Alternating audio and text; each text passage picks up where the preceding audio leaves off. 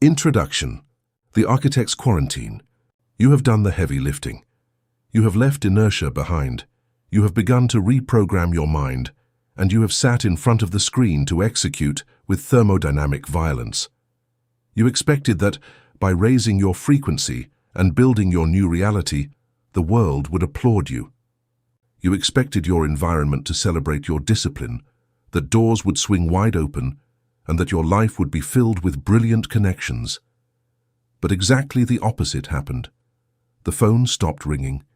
Conversations with your inner circle became forced, hollow, and exhausting. Relationships that once gave you security now feel like heavy lead anchors trying to drag you back to the bottom. Suddenly, you look up from the keyboard, look around, and discover that you are completely alone. The silence of your room suffocates you. And in the midst of that temporary darkness, your terrified ego asks the question that destroys weak creators. What did I do wrong? Why is the universe punishing me and pushing everyone away if I am doing things right? You have been taught to measure your success and your worth by the amount of social noise that surrounds you. You have been biologically conditioned to believe that isolation is synonymous with failure, rejection, and tribal death. Let me destroy that optical illusion right now. The universe is not punishing you. You have done absolutely nothing wrong. What you are experiencing is not a social tragedy. It is a security protocol of the Matrix. You are being subjected to the Architect's Quarantine. When you alter your source code and begin to vibrate at a frequency of brutal execution and sovereignty, you become an anomaly. The operating system of the cosmos, which is relentlessly efficient, knows that your new structure is fragile in its early stages of gestation. It knows that if it allows you to remain surrounded by conformist minds, energy vampires, and the scarcity frequencies of your past, that noise will irremediably contaminate your new code. They will drag you back to mediocrity by pure inertial force. Therefore, the universe executes a firewall. It isolates you by force. It tears away distractions, cools your relationships, and locks you in the void to sterilize your electromagnetic field. Quarantine is the only physical and thermodynamic mechanism that guarantees your new identity can solidify without the interference of external noise. In this book, we are going to annihilate the pathological fear of loneliness. We are going to stop seeing isolation as a depressing sentence and start using it for what it truly is, an augmented gravity chamber. You will discover that structural vacuum is the non-negotiable requirement before you can assemble your true tribe. You will learn to operate in the abyss, to embrace the rejection of an obsolete environment, and to forge your empire from silence. Stop crying for those who stayed behind. Their nervous systems were not designed to withstand the pressure of your new atmosphere. Welcome to quarantine. Lock the door from the inside. The reconstruction has just begun. Chapter 1. The Physics of Resonance. Why your tribe expels you and the thermodynamics of social detachment. If you want to find the secrets of the universe, think in terms of energy, frequency, and vibration. Nikola Tesla. The rejection from your old environment is not a flaw in your personality. It is a software update. When you raise the density of your code, the obsolete hardware of your old tribe can no longer process you. They don't expel you out of hatred. They expel you because your new frequency threatens to melt their victimhood circuits. It's Friday night or perhaps a Sunday afternoon. You are sitting at a table surrounded by people who, until a year ago, you considered your tribe. They are lifelong friends, perhaps colleagues from a past industry, or even members of your extended family.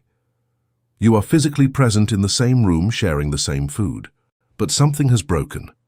As they speak, you feel a physical, dull pressure at the base of your skull.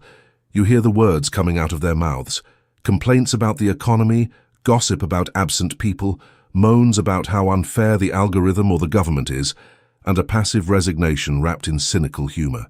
A while ago you would have laughed with them. You would have participated in that feast of collective victimhood, feeding the bonfire of inertia with your own complaints.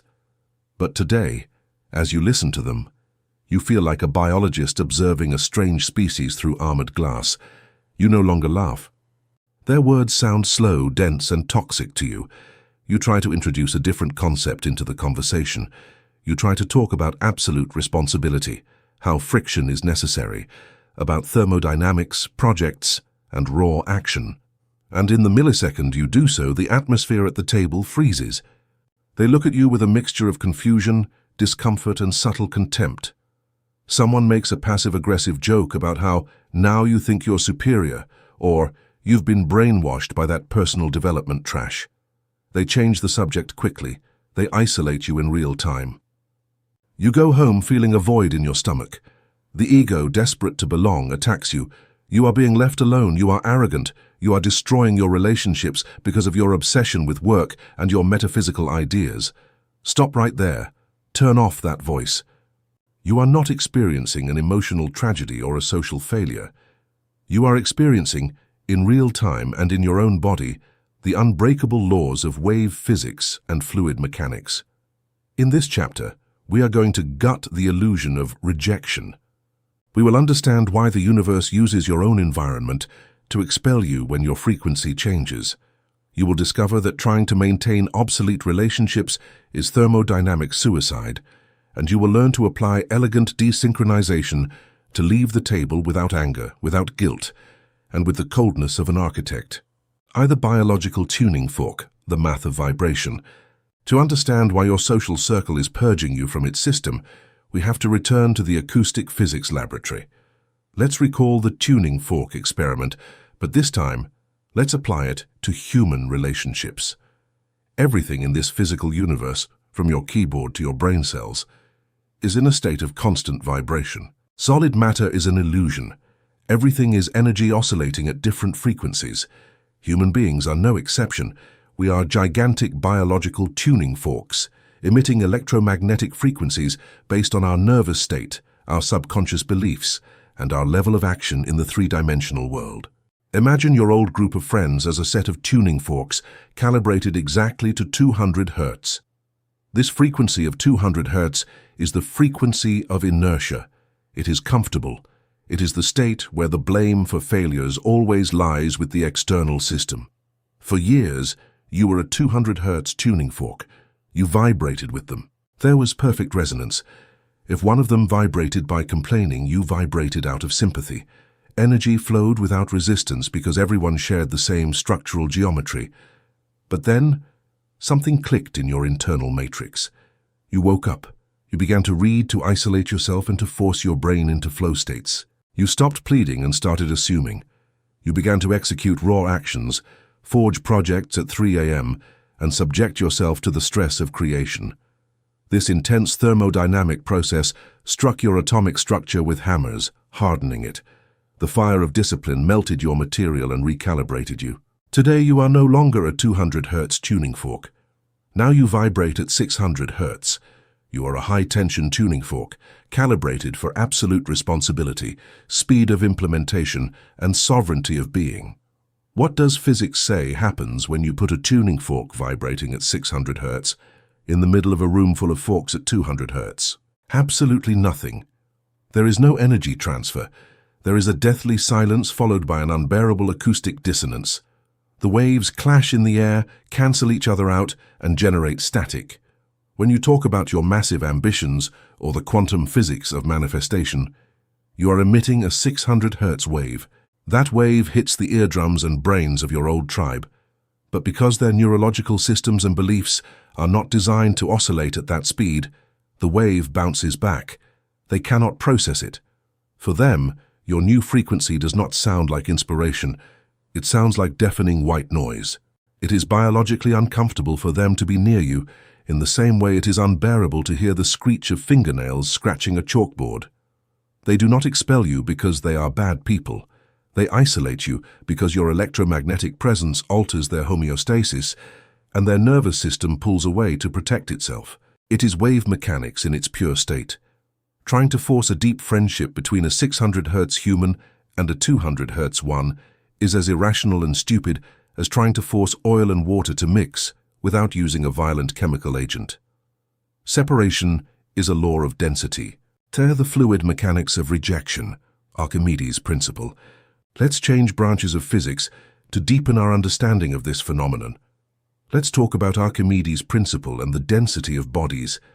A body submerged in a fluid experiences an upward vertical thrust equal to the weight of the fluid it displaces. If the body is less dense than water, it will float. If the body is denser and heavier, like a block of lead, it will sink to the bottom, violently displacing the water around it. Your level of consciousness, your brutal work ethic, and your refusal to participate in social victimhood have given you enormous gravitational density. You have become a block of lead. You have developed spiritual and operational weight. Your obsolete social environment is the water. It is a low-density, superficial fluid that moves with the current of cheap entertainment and easy complaining. When you enter their container, sit at their table, or enter their chat group, you enter into physical conflict. For you to occupy your space in that room, you have to displace their water. You have to move their inertia, and the water, the tribe, exerts massive pressure on you, trying to push you toward the surface, trying to force you to be light and superficial like them again. That upward pressure is what you feel as rejection. It is the sarcasm they use when you talk about your projects. It is the way they ignore you. It is the relax a bit, you're taking life too seriously. It is the you're not fun anymore. Your ego reads that pressure and gets scared. But the architect of the now understands that this hostile pressure is an absolute thermodynamic complement. It means your presence is no longer invisible. It means your work, your discipline, and your new mental structure have so much atomic weight that you can no longer float unnoticed in mediocrity. By immersing yourself in their lives, you cause waves, you bother them, you make them uncomfortable. Rejection is not a humiliation. It is the empirical and physical proof that you have mutated toward a superior life form. First, the false betrayal, the projection of the broken mirror. The acute suffering during this stage of cosmic quarantine happens because the novice creator takes the tribe's reaction as a personal attack. We believe we are being judged for our flaws. The truth is infinitely darker and more fascinating. They do not judge you for your flaws, they attack you for your virtues. Deep psychology teaches us the mirror principle. People do not interact with you. They interact with the projection that their own subconscious throws onto you. For years, you and your environment were a silent pact of shared mediocrity. There was an unwritten contract that said, I won't try to be great as long as you don't either. When you decide to break that contract unilaterally, when you decide to study, execute projects in silence, and stop pleading with the world, you become a polished and shiny mirror in front of their faces. And what do they see when they look at you? They don't see your success, they see their own failed reflection. Your unwavering discipline painfully reminds them of the laziness to which they are slaves. Your hours of silent work and raw action rub in their faces the hours they waste consuming cheap dopamine. Your certainty and quantum assumption expose the fragility and terror with which they live their lives. You are the physical testimony breathing in front of them that radical change is possible. And because change is possible, it means the excuse they use, the system is against me, it's impossible to get out, is a complete lie. You have taken away their alibi. You have stolen their favorite excuse for not striving. Faced with this massive narcissistic and existential pain, their amygdala has two options. 1. Admit they've been wasting their life and start striving like you. 2. Attack you, isolate you, label you as weird or arrogant, and expel you from the tribe to break the mirror and never see their own reflection again. Obviously, out of pure energy efficiency for survival, the mammalian brain of your environment will always mathematically choose option 2. They will destroy the mirror before admitting they don't like their reflection. When you decode rejection through this prism, the resentment you feel toward them disappears. It evaporates. You no longer feel anger or betrayal. You feel an analytical coldness and even a sliver of distant compassion. You understand that their hostility has nothing to do with who you are. It is a biological defense mechanism to protect their fragile identities from the gravitational weight of your new light. For the thermal cost of nostalgia, vibrational suicide, the most dangerous part of this phase of evolution is not the rejection itself, but your own nostalgic reaction to it.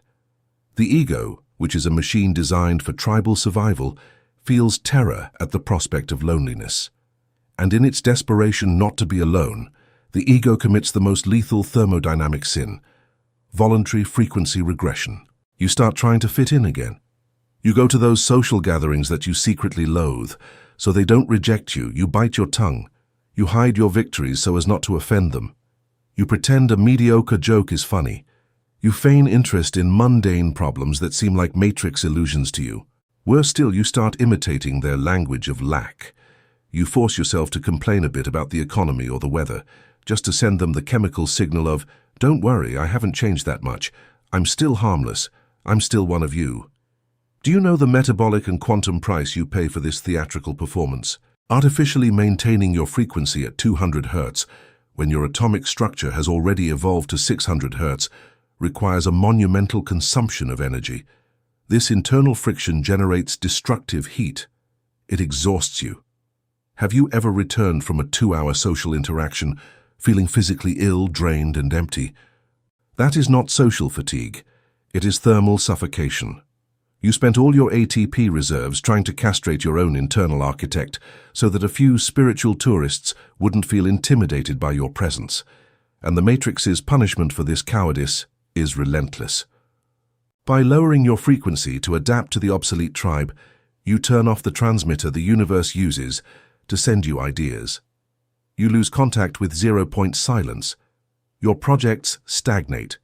Your speed of implementation falls to zero. And the loneliness you feared becomes something worse.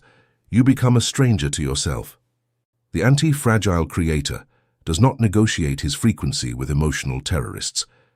If my frequency of 600 Hz breaks the windows of your house, the problem is not my frequency.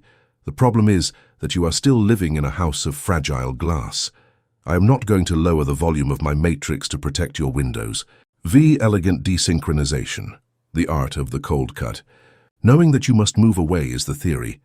Knowing how to execute the withdrawal in the 3D world without generating useless drama is the technique of the gods. The novice creator usually reacts with anger and spiritual ego. He confronts his old friends. He tells them they are asleep and slams the door. That reaction is a grave syntax error. If you get angry with them, you are injecting energy into their system. You are generating resistance. And where there is resistance, there is a quantum cord that continues to bind you to them. Hatred binds with the same force as love. The architect of the now does not fight with ghosts. The architect of the now applies elegant desynchronization. In wave physics, when two signals are no longer synchronized, they simply stop interacting. There is no war between the waves.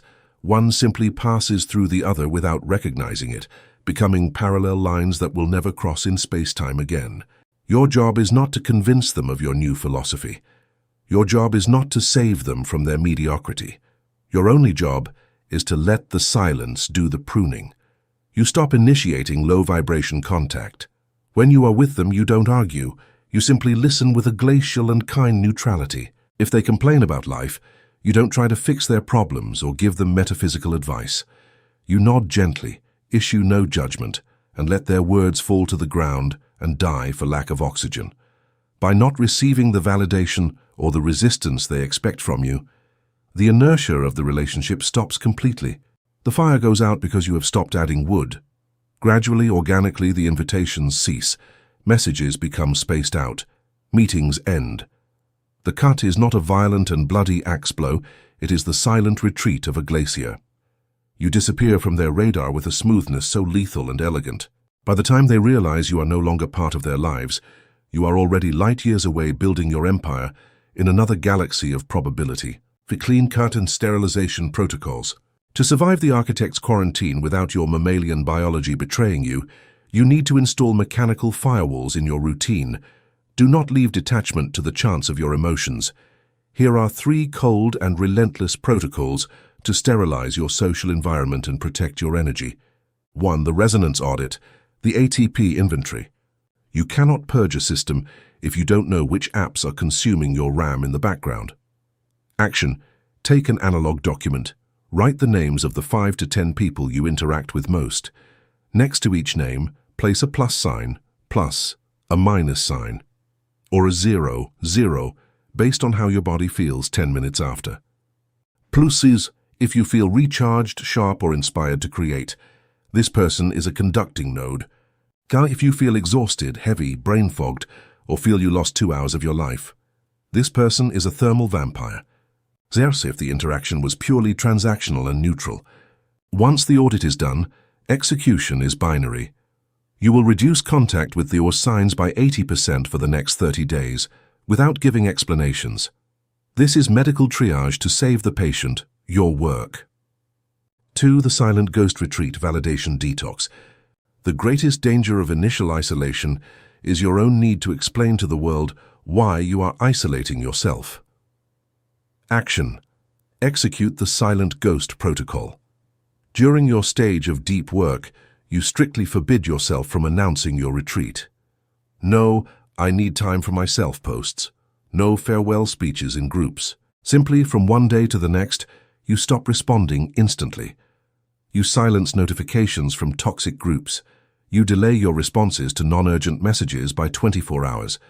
You respond with kindness, but with monosyllables or short, closed phrases that do not invite the conversation to continue. By withdrawing your energy invisibly, you cut the dopamine supply to the relationship. You train your environment to stop counting on your immediate attention. You become inaccessible. And in the quantum economy, what is scarce and inaccessible multiplies its value and gravitational density. 3. The density threshold, the ecosystem entry barrier. Once you have created the vacuum, nature will try to fill it quickly.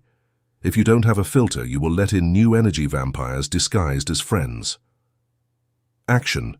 Define your density threshold. From today, it is non-negotiable.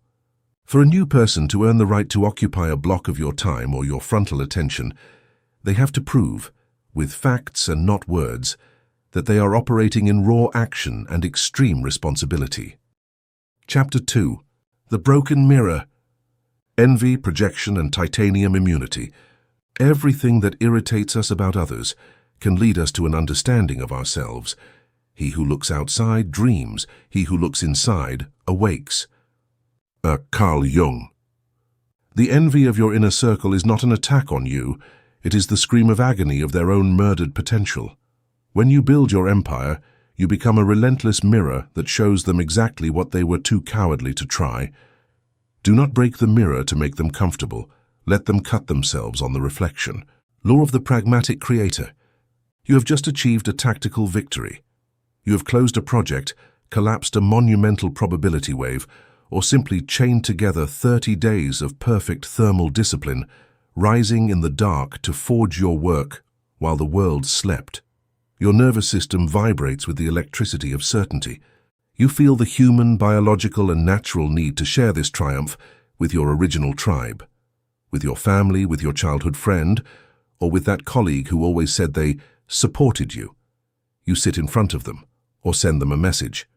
You tell them of the achievement. You explain how the friction of the matrix yielded to your raw action and how metrics or income are validating your effort. You expect an explosion of joy. You expect them to celebrate your departure from the trench, but the response you receive is a bucket of liquid nitrogen directed straight at your prefrontal cortex. There is a microsecond of uncomfortable silence, a tense smile that doesn't reach the eyes, and then they throw the camouflage dagger. Wow, that's great. Although be careful, don't neglect your health by obsessing so much over work. Or perhaps they choose sarcasm. Look at you, now you're the new guru. Remember the poor when you're at the top. Or the minimization tactic. You got so lucky with that algorithm. I wish things would just fall from the sky for me like that. The blow is devastating. Your ego, seeking the warm validation of the pack, crashes against a wall of ice. You feel a pang of guilt, of doubt, and even of anger. You wonder why the people who supposedly love you are unable to rejoice in your evolution. Welcome to the autopsy of human relationships. In this chapter, we are going to tear out the pain of close sabotage by the roots. We will understand the quantum mechanics of psychological projection and why your light burns their retinas. The law of reflection, the pain of exposed inertia. To become immune to the poison of your environment, you must forever eradicate the narcissistic belief that their comments are about you. Record this axiom in your source code. No one interacts with you. Everyone interacts with the hologram of their own shortcomings that they project onto your physical body. The human mind is a machine designed to protect the ego at any energy cost. When an average person gives up on life, when they accept a job they hate, or when they decide that bureaucracy or genetics are insurmountable barriers, their brain needs to create a story to avoid going insane with frustration. That person's brain drafts a subconscious contract that says, massive success, sovereignty, and freedom are impossible or require great luck. Since they are impossible, it is okay that I don't strive. I am a good person. The system is just broken. This contract of mediocrity gives them peace. It is their thermal anesthesia. And then you appear. You belong to their same zip code, their same initial socioeconomic level, their same family or industry. You have the same 24 hours and face the same three-dimensional friction as they do.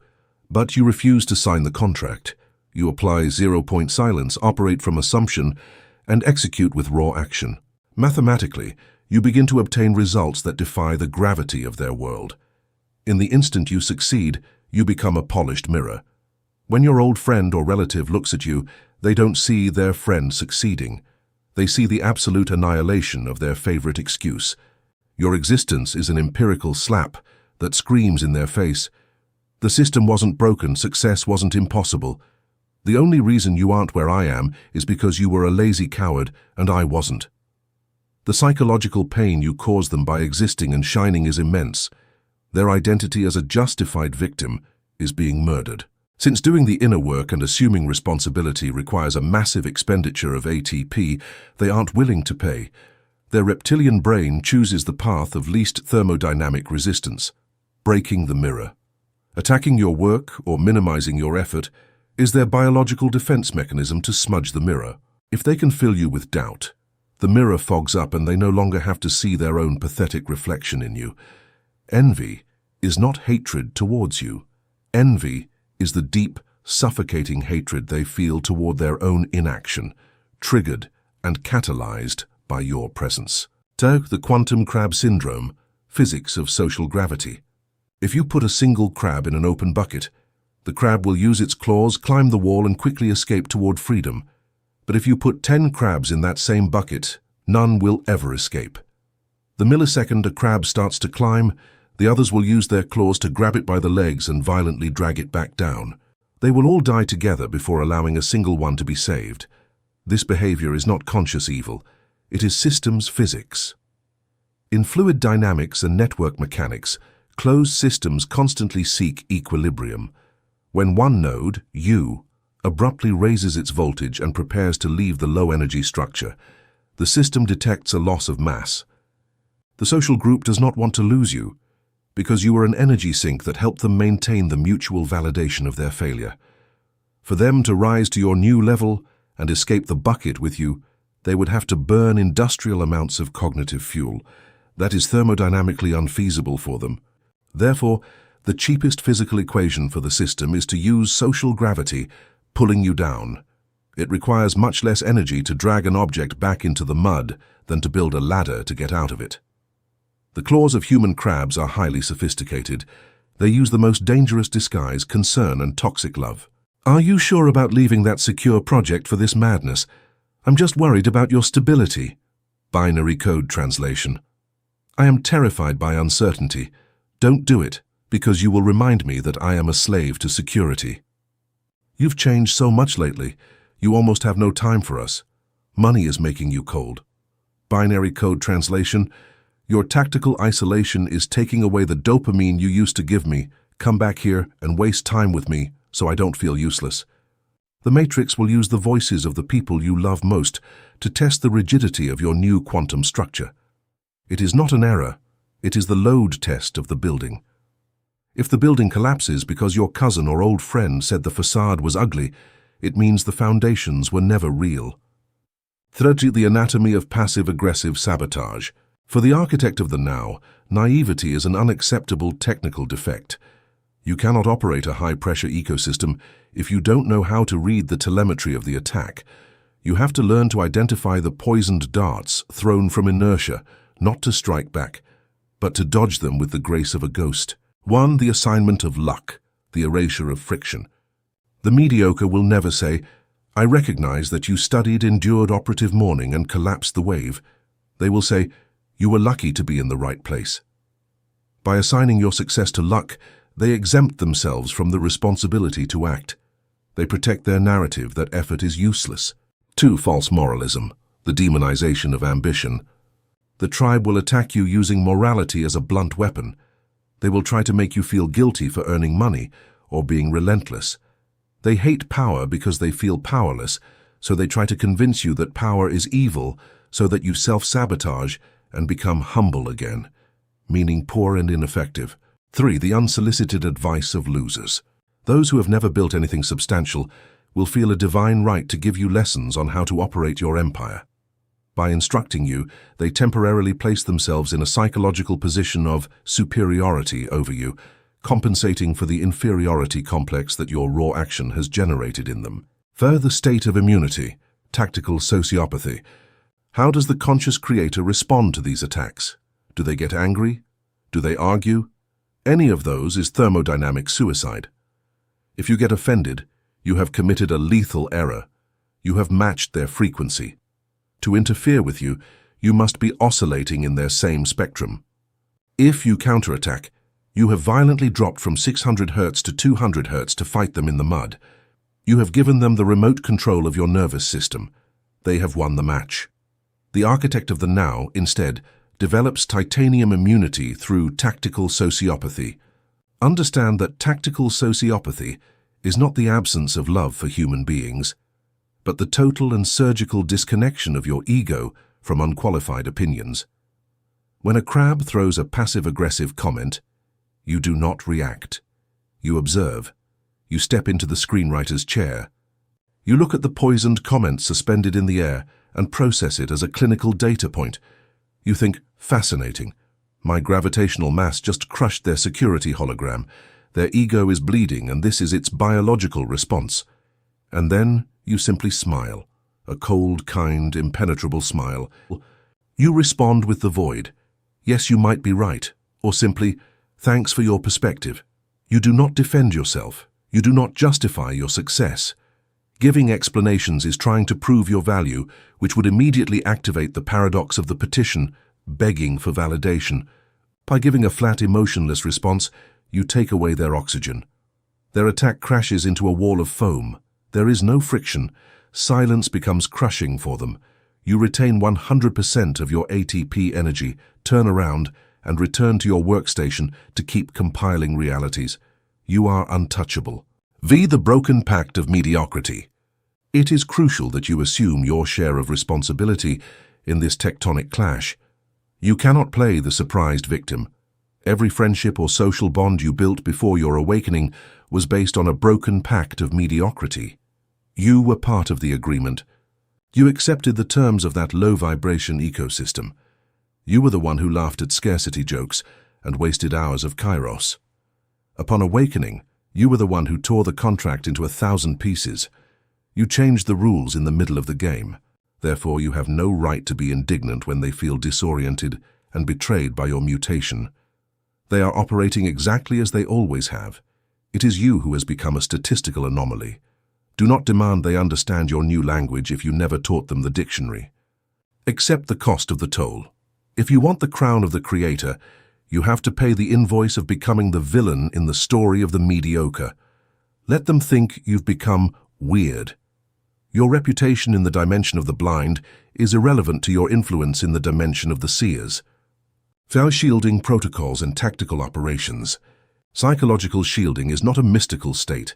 It is a military protocol installed in the biocomputer. If you leave cracks in your titanium helmet, the poison will seep in while you sleep. Here are 2 tactical operations to neutralize nearby envy and operate without thermal wear. 1. The victory quarantine, information asymmetry. The ego wants to boast, but the architect protects. Throwing your thermodynamic pearls to people not calibrated to understand them is an act of naive arrogance. Action. When you achieve a monumental milestone, you are strictly forbidden from telling the low-frequency minds of your inner circle. If you have a friend who operates at 200 Hz, your relationship must be restricted to 200 Hz topics, the weather, sports, or food. Nothing more. Do not try to force them to celebrate your 600 Hz victories. Controlling the flow of information is the first law of sovereignty. 2. The obsidian mirror, defense against unsolicited advice. When the crab tries to pull you down with good advice born from fear, your first instinct will be fury. You must deflect that kinetic energy without absorbing it. Action. Apply the obsidian mirror. When given toxic advice, do not get defensive. Nod slowly, look them in the eyes, and say with genuine, dispassionate curiosity, "That's an interesting perspective. Has that strategy of playing it safe worked for you in your projects?" 100% of the time, the crab will stammer. They will realize they have no projects. The conversation will die instantly. Chapter 3. Tribal Withdrawal Syndrome. Hacking your biology and the neurochemistry of forced solitude. The man who cannot bear to be alone is a slave, who will always be at the mercy of the crowd that promises company in exchange for his sovereignty. Law of the pragmatic creator. Biology is the hardware. Your beliefs are the software. If you try to install a God-level operating system on hardware that is still terrified of predators from the African savannah, the machine will crash. You have to rewrite the fear firmware. The matrix axiom.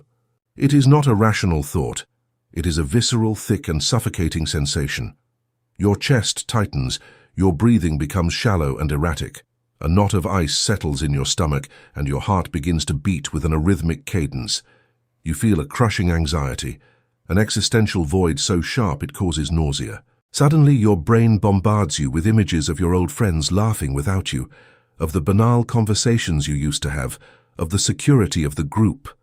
An internal voice, shrill and desperate, screams at you, "What have you done? You've gone crazy. You've isolated yourself. You're going to die alone. Call them. Ask for forgiveness." If you are not prepared for this chemical assault, you will break that night. You will pick up the phone and commit the vibrational suicide of returning to mediocrity, crawling over broken glass just to be readmitted into the cage. To survive the architect's quarantine, you must understand a fundamental truth. The heartbreaking pain you feel in isolation is not a signal from the universe that you were wrong, nor is it a moral weakness or a lack of spiritual development. It is pure, hard, and cold biological physics. It is mammalian neurochemistry. In this chapter, we are going to take the mysticism out of the fear of loneliness. We will put your brain under the microscope to understand tribal withdrawal syndrome. You will discover how the evolutionary hardware is your greatest enemy in the digital age, and you will learn the protocols to hack your nervous system. The invisible predator, the architecture of the amygdala. To dominate the external matrix, you must first dominate the biological machine through which you operate. Your body was not designed for enlightenment or financial success. Your body was designed hundreds of thousands of years ago by a blind process of natural selection with a single objective: to survive long enough to reproduce. Imagine the operating environment of the first hominids. In that ecosystem of maximum friction and raw violence, an isolated human being was a dead human being. If an individual separated from the tribe, they could not hunt large prey, they could not do watch shifts at night, and they could not defend themselves against apex predators. Solitude was equivalent, mathematically and literally, to imminent annihilation. The tribe was the thermal and logistical shield against a lethal universe. To ensure that humans did not wander from the group, evolution encoded a brutal fire alarm in the center of your brain: the amygdala. The amygdala is a small almond-shaped structure in your limbic system. Its job is to scan the environment 24/7 for threats, and one of the most serious threats it is programmed to detect is the loss of social status and isolation from the pack. When you apply elegant desynchronization and isolate yourself in your room to forge your three-dimensional empire, your frontal lobe knows perfectly well that you are safe. It knows there is food in the fridge and that the doors are locked. But your amygdala does not give a damn about logic. It does not know what century you live in. Upon perceiving that you have separated from the tribe and that you are completely alone in the dark, the amygdala activates the nuclear button. It reads social isolation as red alert. We have been expelled from the tribe. The predator is going to devour us alive. That irrational panic you feel at 3 in the morning is not your soul crying. It is a software error. It is an obsolete line of code from 100,000 years ago, executing by accident in the operating system of a 21st century architect. Toast the chemical cocktail of withdrawal, cortisol versus oxytocin. The amygdala's attack is not just electrical, it translates into a massive chemical storm in your bloodstream. When you were part of your old low-vibration tribe, you obtained constant chemical rewards, even if the environment was toxic. Your brain released dopamine and oxytocin, the hormone of bonding and tribal belonging. You were, for all practical purposes, an addict dependent on those chemical microdoses to feel that your life had meaning. Your homeostasis depended on external validation.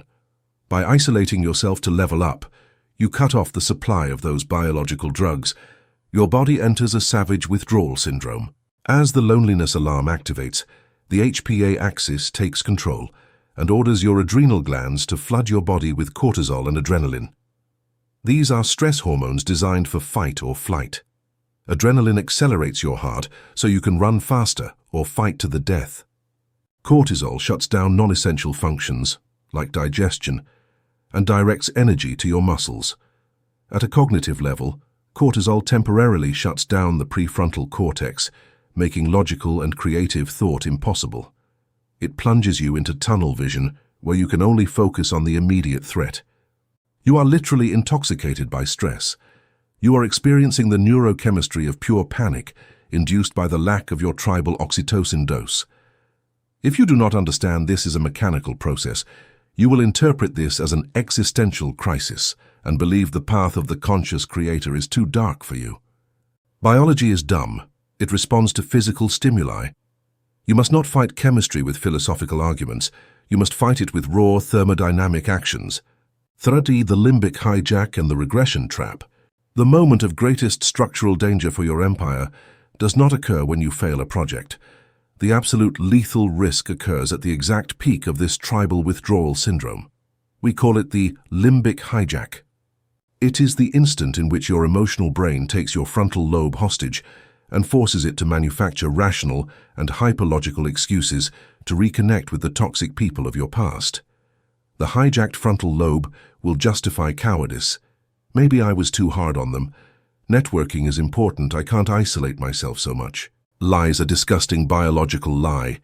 You are not more strategic or compassionate. You are a junkie shaking in a dark alley, rationalizing why you need just one more dose of the drug that was killing you. Your brain just wants a quick injection of cheap oxytocin to calm the amygdala's anxiety. If you yield to the limbic hijack and make that call, you will get immediate relief. Cortisol will drop. You will feel a false sense of warmth, but the quantum and thermodynamic cost of that relapse is the annihilation of your gravity. You have just proven to your subconscious that you are not the sovereign of your reality. You have shown that under chemical pressure, your fear of loneliness is infinitely stronger than your commitment to your work. Each time you yield, you reinforce the neural network of dependence. To hack this system, you have to look the limbic hijack in the face. Feel the flames of cortisol burning your chest. Tie your hands to the desk if necessary, and tell your biology, I will not negotiate with chemical terrorists. Stay here and burn. We are not going back a single fucking millimeter. Fee, hacking the biocomputer, overwriting the base code. How do we domesticate this prehistoric beast? Using the most advanced cognitive technology. Neuroplasticity guided by the conscious frontal lobe. Your brain is plastic. Neural pathways strengthen with repetition and weaken with inactivity. This is Hebb's law. Neurons that fire together, wire together. Throughout your life, your brain had this connection firing. Isolation, loneliness, death danger, cortisol. Your job as the architect of your own biology is to cut that cable and install a new line of code. Isolation, loneliness. Construction laboratory, maximum security, unshakable focus. To rewrite this code, you have to use friction. The next time you feel the tribal panic attack alone in your room, do not flee from it. Do not turn on the television or enter social media to anesthetize yourself. Stay absolutely still. Close your eyes and bring all your conscious attention to the physical sensation of stress in your body. Observe it from the chair of the cold and distant spectator. Say aloud to your own amygdala, Hello, early warning system. You detected we are alone and activated the protocol. You've done great, but the info is outdated. There are no lions in this ecosystem. Isolation is our unfair tactical advantage. Cancel the alarm. Here in the void, we are the absolute kings of the castle. By not reacting with panic or seeking cheap company, you are short-circuiting the neural pathway of fear. The amygdala screams for a few minutes, then gets confused. Slowly, like a watchdog realizing the shadow was not a thief, the amygdala lies down. It stops sending signals to the adrenals. Cortisol is metabolized and disappears. Oxytocin is replaced by the dopamine of self-achievement. You have just reprogrammed thousands of years of evolution in a single night of stoicism. The zero security frequency, accepting the thermal void.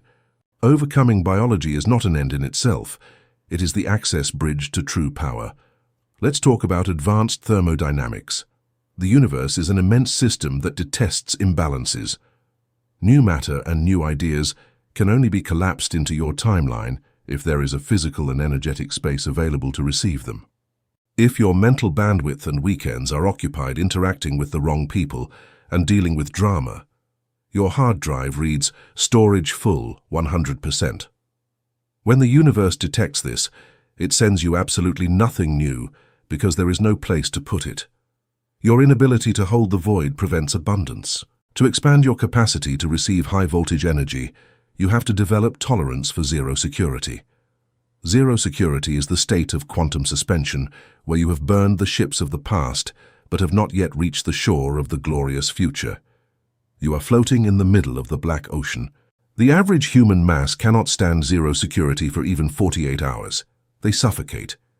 They cling to the first piece of rotting wood passing by, a toxic relationship or mediocre job, just to feel like they are touching something.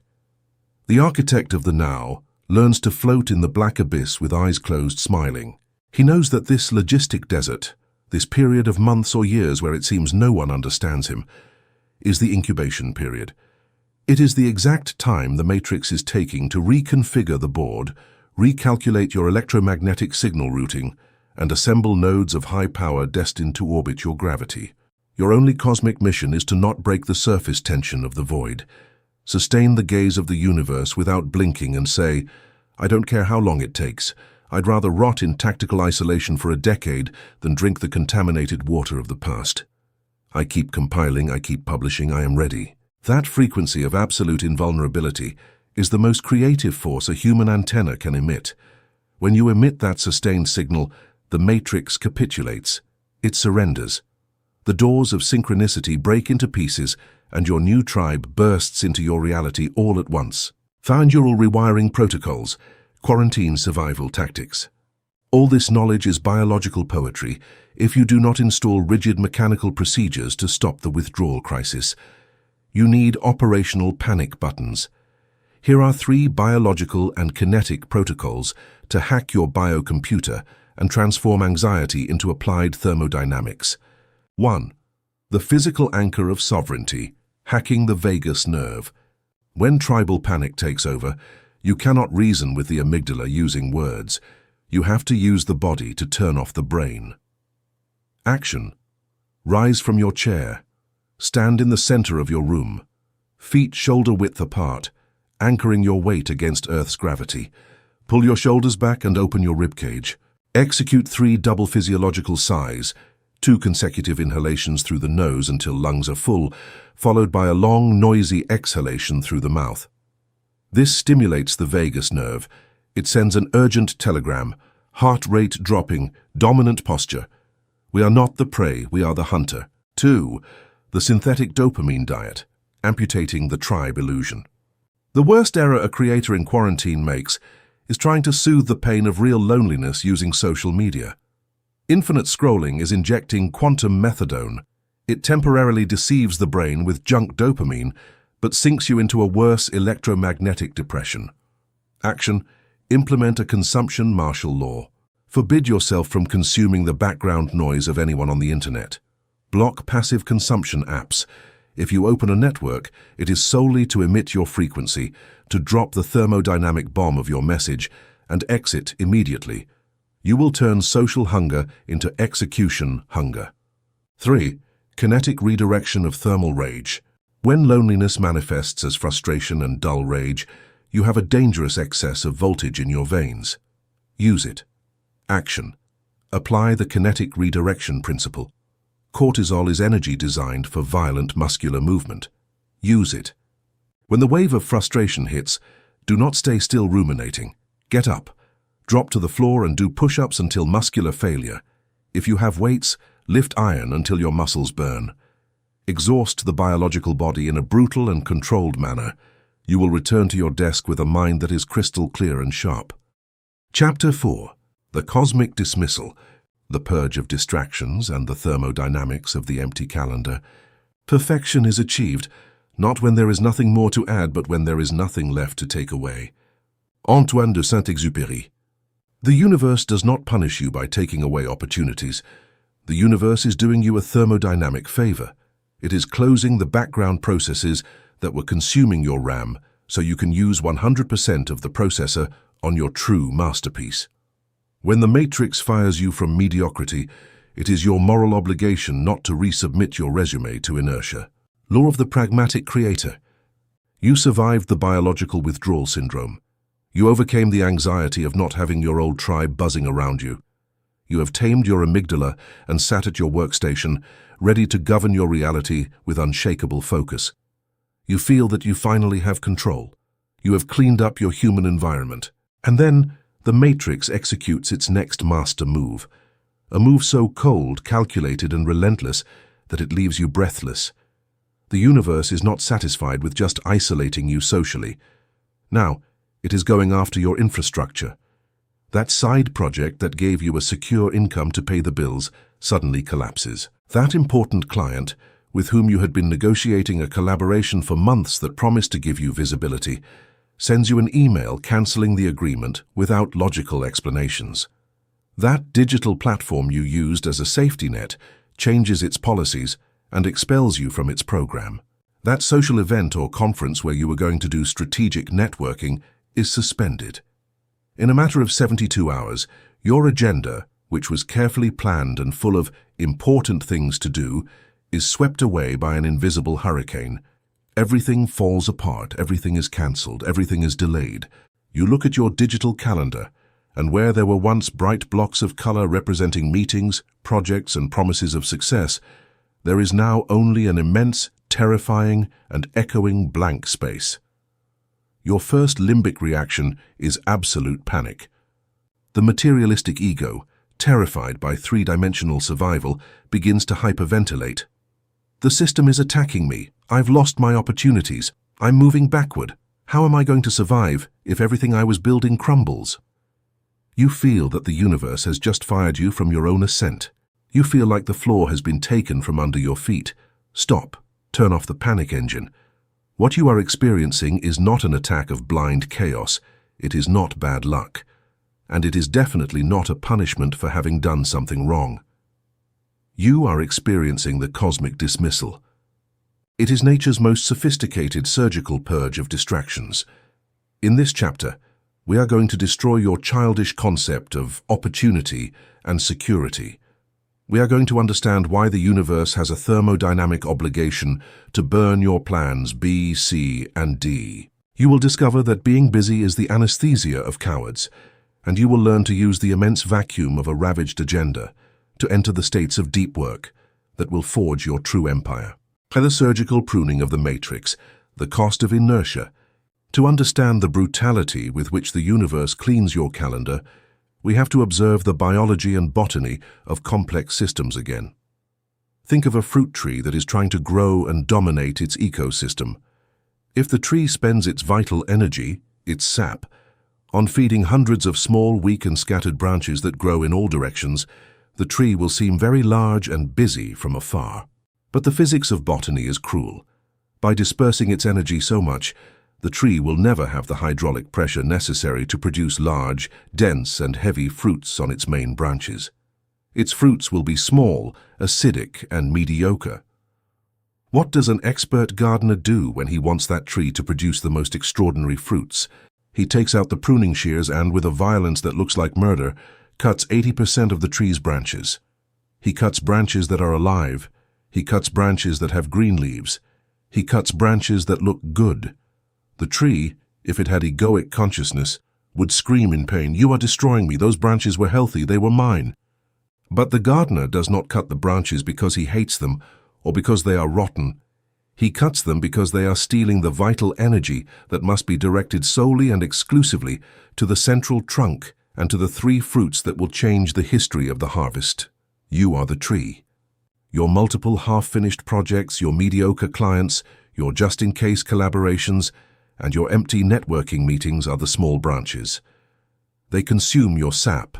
They consume your time, your glucose, and your brain's ATP. They keep you in a state of constant busyness, giving you the illusion that you are moving forward. In reality, you are only running on a thermodynamic hamster wheel. You are dispersing your electromagnetic voltage in 10 different directions, mathematically ensuring that none of your works reach critical mass. The universe, the ultimate cosmic gardener, sees this inefficient dispersion. It knows your true potential. It knows that you, out of fear of scarcity, are too cowardly to let go of those mediocre projects of your own free will. So the universe intervenes. It takes out the chainsaw of entropy and cuts the branch. That client that fell through, that opportunity that vanished, was not a tragedy. It was a surgical pruning. The matrix just amputated a flow of inertia that was draining your nervous system. It just forced you, through the brute force of circumstances, to redirect 100% of your sap, your code, and your thermal attention toward the main trunk of your masterpiece. The murder of Plan B, the physics of desperation. There is a disgusting myth in financial education and modern entrepreneurship culture: the veneration of Plan B. They teach you that a smart creator always has a safety net, that you should not put all your eggs in one basket, that you should keep options open just in case things go wrong. From the point of view of the language of the universe, having a Plan B is an explicit declaration of quantum distrust. It is emitting the exact frequency of, "I don't really believe in my Plan A. I doubt my ability to materialize it, so I'm going to invest 30% of my vital energy in building an underground shelter for when it fails." And since the universe collapses the probability wave you believe in most, if you invest emotional energy in preparing for failure, failure becomes inevitable. The cosmic dismissal is the universe doing you the greatest favor of your life. It is burning your fucking boats. When Hernan Cortés reached the shores of Veracruz, he knew his men were terrified by the numerical inferiority and the immensity of the empire they were going to face. He knew that the temptation to surrender and return to Spain, their Plan B, was consuming their minds and diluting their courage. What was the commander's order? To drill holes in the hulls of his own ships and sink them before the eyes of his army. By destroying the escape infrastructure, the psychology of his men changed in a millisecond. The option of failure disappeared from their timeline. Now there were only two possible coordinates: conquer or die. And when a human being is cornered with no way out, their nervous system releases reserves of energy, creativity, and tactical violence that border on the supernatural. That toxic client, who paid you enough to survive, but took away the time to create your own empire, was your boat anchored on the coast. It kept you in the comfort zone. When the universe executes the cosmic dismissal and takes that client out of your hands, leaving your bank account trembling, it is not ruining your life. It is sinking the boat, so you stop looking cowardly toward the ocean of your past and are forced to unsheath your sword and march forward. The physics of extreme creation requires that your three-dimensional survival depends absolutely and exclusively on the success of your Plan A. Only when your safety net is annihilated does your brain stop operating in energy-saving mode and ignite in a state of superconductivity. Thresh the illusion of being busy, RAM management. To process the vacuum left by the cosmic dismissal, we have to audit how you are using your biocomputer. The human ego has a visceral panic of blank space. For the ego, a calendar full of meetings, emails, operational tasks, and commitments is a badge of honor. We believe being busy is synonymous with being important. In the architecture of reality, being busy is not a metric of success. Being busy is almost always a sophisticated form of laziness. It is the laziness of not wanting to think strategically. It is using physical movement and surface friction as anesthesia to avoid facing the void of the blank page. Imagine your brain as the processor of a state-of-the-art computer. You have a limited RAM to execute active tasks. Every time you open a tab in your life, a worry about a half-finished project, a social commitment you don't want to keep, a client who requires micromanagement, that tab consumes a percentage of your RAM. Even when you are not working directly on that client or project, the process keeps running in the background. Your subconscious keeps spending mental electricity managing the anxiety of those dispersed responsibilities. When you have 20 mediocre tabs open simultaneously, your biological computer becomes slow, clumsy, and prone to crash. If you try to open heavy editing software or sit down to draft the work that will change your life, the system freezes. You stare at the screen without a single brilliant idea occurring to you. It's not that you lack talent, it's that you have no RAM left available. The cosmic dismissal is the quantum equivalent to pressing Ctrl+Alt+Delete and executing end task on all those junk processes at once. At first, the shock of seeing all the tabs closed scares you. You look at the activity monitor, and your CPU usage has dropped from 98% to 5%. Suddenly, your agenda has no commitments. You are alone, in silence. But it is in this precise instant where the technical magic happens. By freeing 95% of your RAM from operational junk, your frontal lobe regains the ability to process data at the speed of light. Your intuition sharpens. The static disappears. That empty agenda is not a black hole that will swallow you. It is the cleared and swept landing strip that the Matrix has prepared so you can download the source code of your next evolution. Quantum deep work, leveraging the Anechoic chamber. Now that the universe has emptied your agenda with hammer blows, you have to learn to use the most exclusive and difficult-to-master tool of the digital age, deep work. In a culture where the average human's attention is fragmented every 8 seconds by a notification, the ability to hold a laser focus on a single point for hours is a statistical anomaly. It is a thermodynamic superpower that instantly separates you from 99% of your competitors. When the cosmic dismissal gives you an entire Tuesday from 8 a.m. to 6 p.m. without a single meeting, without a single call, and without a single external commitment, you cannot commit the capital sin of filling that Tuesday with new distractions. You have to transform that Tuesday into your anechoic chamber. In acoustic physics, an anechoic chamber is a room designed to absorb 100% of sound reflections and isolate any exterior noise. It is the quietest place on Earth. If you sit inside, you can hear your own heartbeat and the sound of blood circulating through your veins. The vacuum of your agenda is your temporary anechoic chamber. Without the noise of other people's expectations, without the false emergencies of mediocre clients that the universe just eliminated, you can finally hear the pulse of your own genius. This is the moment to execute raw action with psychopathic intensity. You sit in front of the screen. You open a single software. You submerge into the state of transient hypofrontality, theta, alpha waves, and you enter flow. Because you don't have to switch context, your brain doesn't lose thermal energy recalibrating. You can chain 4, 6, or 10 hours of continuous execution. In a single day of empty calendar and quantum deep work, you can produce, structure, and collapse more particles of reality than a busy and interrupted creator produces in 6 months of fragmented inertia. The universe took the pennies off the table, so you had both hands free to lift the gold ingot of your central work. Be the tactical value of the drought, the litmus test of your assumption. There is a deeper and darker aspect to the cosmic dismissal. Sometimes the purge doesn't last a few days. The purge lasts months. You enter what mystics call the dark night of the soul, and what in this manual we will call the thermodynamic drought. You lose clients, your metrics plummet, collaborations dry up, money becomes scarce, the environment is quiet. You work hard every day, you publish your work, you execute the perfect binary code, 10-1 Cao Sao Tao, but the matrix seems completely dead. The vital signs monitor of your digital empire shows a flat line. It is here, exactly in this prolonged abyss of drought, where the true architects of reality graduate, and where the spiritual tourists quit and go back to the factory. Why does the universe prolong the drought? To test the density of your law of assumption. It is very easy to operate from the certainty of the end when things are going well and the bank account is fat. But can you maintain the posture of the monarch, the arrogance of certainty, and the peace of 0-point silence when the screen is in red, when inertia crushes you, and when there is not a single piece of evidence that you will win? The drought is God's hydraulic press. The universe is observing your biometry. It is waiting to see if you blink.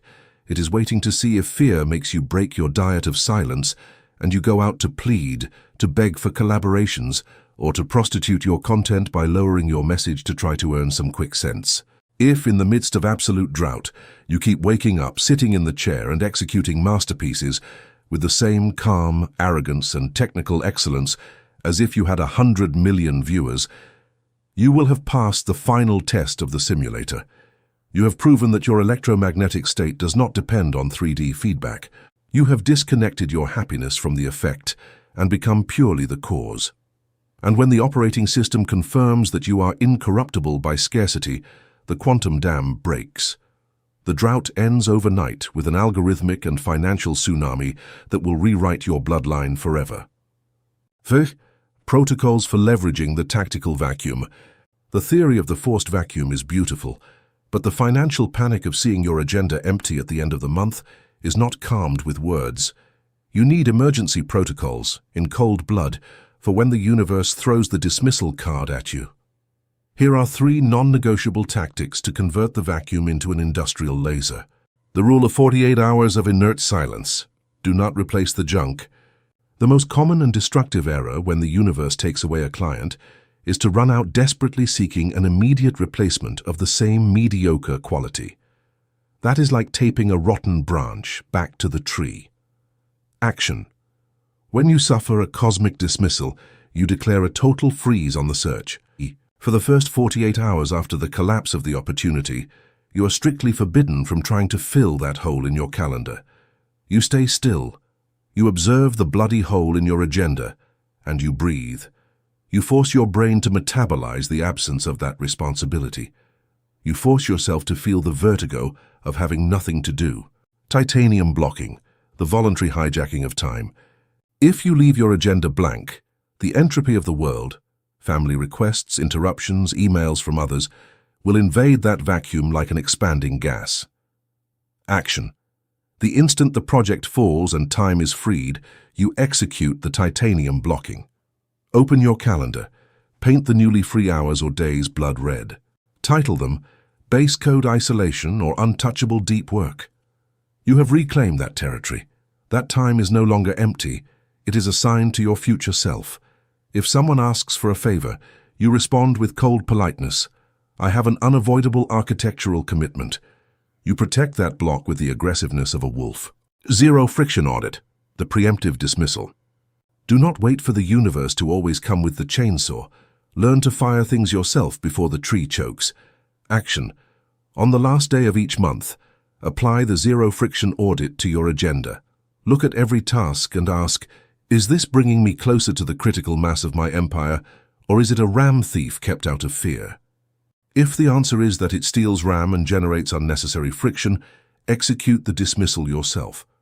Cut the project, fire the client, cancel the collaboration. By creating the vacuum voluntarily and systematically, you prove to the quantum field that you blindly trust the law of vacuum. Chapter 5. The Anechoic Chamber. The tactical value of silence and how to survive your own mind. All of humanity's problems stem from man's inability to sit quietly in a room alone. Blaise Pascal. When the world's noise fades, the noise of your own ego multiplies by 1,000. The Matrix's true test is not physically isolating you. It is seeing if you have the thermodynamic stomach to endure the echo of your own fears without running to turn on a screen.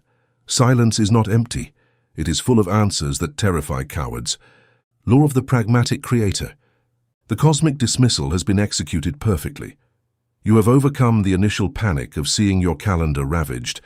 You have applied the titanium protocols and protected that blank space with your life. Your workstation is clean. Notifications are off. There are no meetings, your door is closed, or is. Physically, you have achieved perfect isolation. You have built your fortress of solitude. You sit in front of the screen, rub your hands, take a deep breath, and prepare to create the masterpiece that will change the rules of your industry. But in the instant you try to concentrate, something terrifying happens. You discover that the silence outside is a death trap. As the background noise of your friends' complaints, your clients' emails, and the logistical friction of the street disappears, the volume of your own internal voice skyrockets to deafening levels. Your frontal lobe, addicted to solving problems in the third dimension, finds itself deprived of external stimuli and turns on itself like a rabid dog biting its own tail. Suddenly, your brain bombards you. What if this idea doesn't work? What if the algorithm ignores me? Should I check yesterday's metrics? Maybe I should make a coffee first. I wonder what my competition is doing. What if this isolation is a mistake and I'm going crazy? Your mind becomes a cage of hysterical monkeys throwing excrement against the walls of your skull. Physical anxiety tightens your throat. You feel an unbearable biological itch to pick up the phone, open a new tab, put on background music, anything to drown out that internal noise. If you yield to that pressure, you will have destroyed the purpose of isolation. In this chapter, we are going to transform your mind into an anechoic chamber. We will understand why the ego screams when left alone, how to turn off the frontal lobe at will through transient hypofrontality, and how to extract the quantum gold revealed only when silence is absolute. Prepare for the war against your own echo. The internal horror vacui, the tyranny of the default mode network. To master this internal chaos, you must stop identifying with the voice speaking in your head. That voice is not you, the sovereign architect. That voice is a biological subprogram designed to keep you alive in a hostile environment. Neuroscience has mapped a network of brain regions called the default mode network, DMN. This network turns on and consumes massive energy exactly when you're not focused on a task in the outside world. When you are doing nothing, your DMN takes control. And what does the DMN do? It travels in time. It spends its time scanning the past for errors and regrets, and projecting the future by simulating catastrophic scenarios to prepare you for potential threats. It is an anxiety-generating machine sponsored by your own mammalian evolution. The fragile creator cannot stand their DMN. They have a visceral horror vacui, fear of the void. For years you have used being busy and interactions with your low-vibration tribe as an electronic pacifier to keep your default mode network turned off. Other people's drama, bureaucratic crises, and social media scrolling were your anesthesia. Now that the universe has isolated you and taken away the pacifier, the withdrawal syndrome attacks. Your brain, deprived of the distractions of the 3D matrix, faces you raw with all your underlying insecurities. If you try to fight this voice, you only inject more thermal energy into the system. You are generating beta friction. To survive the creator's isolation, you must stop treating your mind as an enemy to be conquered by brute force and start treating it as an acoustic room that you must condition. The physics of the anechoic chamber, absorbing your own static. In the world of acoustic engineering and aerospace design, there is a place called an anechoic chamber, from the Greek anechoic, without echo. These are rooms built with walls, ceiling, and floor covered in fiberglass foam wedges that absorb 99.99% of sound waves. There is no bounce, it is the most absolute silence on Earth. When an ordinary human enters an anechoic chamber, they usually panic in less than 15 minutes. With no ambient sound to distract the ear, the brain drastically increases its auditory sensitivity. Suddenly, the person begins to hear the creaking of their own bones, the hum of their nervous system, and the thumping of their own heart. The isolation of the anechoic chamber is so extreme that it forces you to face your own raw anatomy. The isolation forced by the universe has put you exactly in this chamber, but at a psychological and electromagnetic level. The silence of the empty agenda is not a passive void. It is an active and pressurized vacuum. How do you condition your mind to be a perfect anechoic chamber, where the noise of your doubts doesn't bounce and drive you crazy? By using the power of dark absorption. Instead of rejecting the fear that arises in the silence, you absorb it. You become the fiberglass wedges. When you sit at your workstation and the DMN voice starts screaming at you, "This won't work, you're going to go bankrupt," do not defend yourself. Do not argue with the voice. Simply observe it with the coldness of a data analyst. Mentally tell it, "That is an interesting thermodynamic failure scenario. Program it, frontal lobe." And you let the thought flow through you without anchoring to it. By offering no resistance, the sound wave of fear hits your indifference, finds no hard surface to bounce off, your offended ego, and its energy dissipates into heat. The echo dies. When you master dark absorption, you realize that you are not the voice that screams. You are the silent and massive space that contains the voice. You are the chamber, and the chamber is always larger, colder, and older than the temporary noise occurring within it. Third, the death of the narrator, turning off the frontal lobe at will. Enduring the noise is only the first phase. The goal of the architect of the now is to turn off the switch of the anxiety machine and enter a state of superconductivity. To access the source code of the universe and download pure genius, you have to induce a neurophysiological state called transient hypofrontality. We already mentioned it in our matrix studies, but now in the context of your absolute solitude, it is a life or death tool. The prefrontal cortex is the narrator of your life. It is the part of your brain that manages linear time, your identity, and your critical self-evaluation. The problem is that infinite intelligence, the quantum field, does not speak the language of your prefrontal cortex. The unmanifested matrix operates in the non-local realm, where there is no linear time or space. If your frontal lobe is powered at maximum voltage, you are creating static that blocks the matrix signal. For the quantum download to occur, that eureka moment where a masterful concept lands in your mind fully structured, the narrator has to die temporarily. You have to immerse yourself in raw action with such a level of aggression and focus that your prefrontal cortex overloads and shuts down for energy efficiency. You stop thinking about yourself. Chronological time disappears. You are not hungry. You are no longer concerned with the success or failure of the project. You merge at an atomic level with the structure of what you are creating. In that state of hypofrontality, your default neural network is silenced. Ego barriers dissolve. Information does not travel from your brain to your fingers. Information flows directly from the zero-point quantum field, passes through your nervous system like a resistance-free fiber optic cable, and collapses into matter. That finished work, born from the deepest silence of the anechoic chamber, will bear an unmistakable electromagnetic signature. The audience who consumes it won't be able to explain why, but they will feel that this material was not thought by a scared human. They will feel it was channeled by a force of nature. 5. Tinta, the tactical hermit, isolation as an offensive weapon. The creator who does not understand the physics of reality suffers isolation as a prison sentence. The architect of the now uses isolation as the most lethal offensive weapon in their arsenal. Become the tactical hermit. The traditional hermit flees the world because they fear it. They are scared of friction and rejection, so they hide in a cave to keep their ego safe and fake spiritual superiority. That hermit is a quantum coward.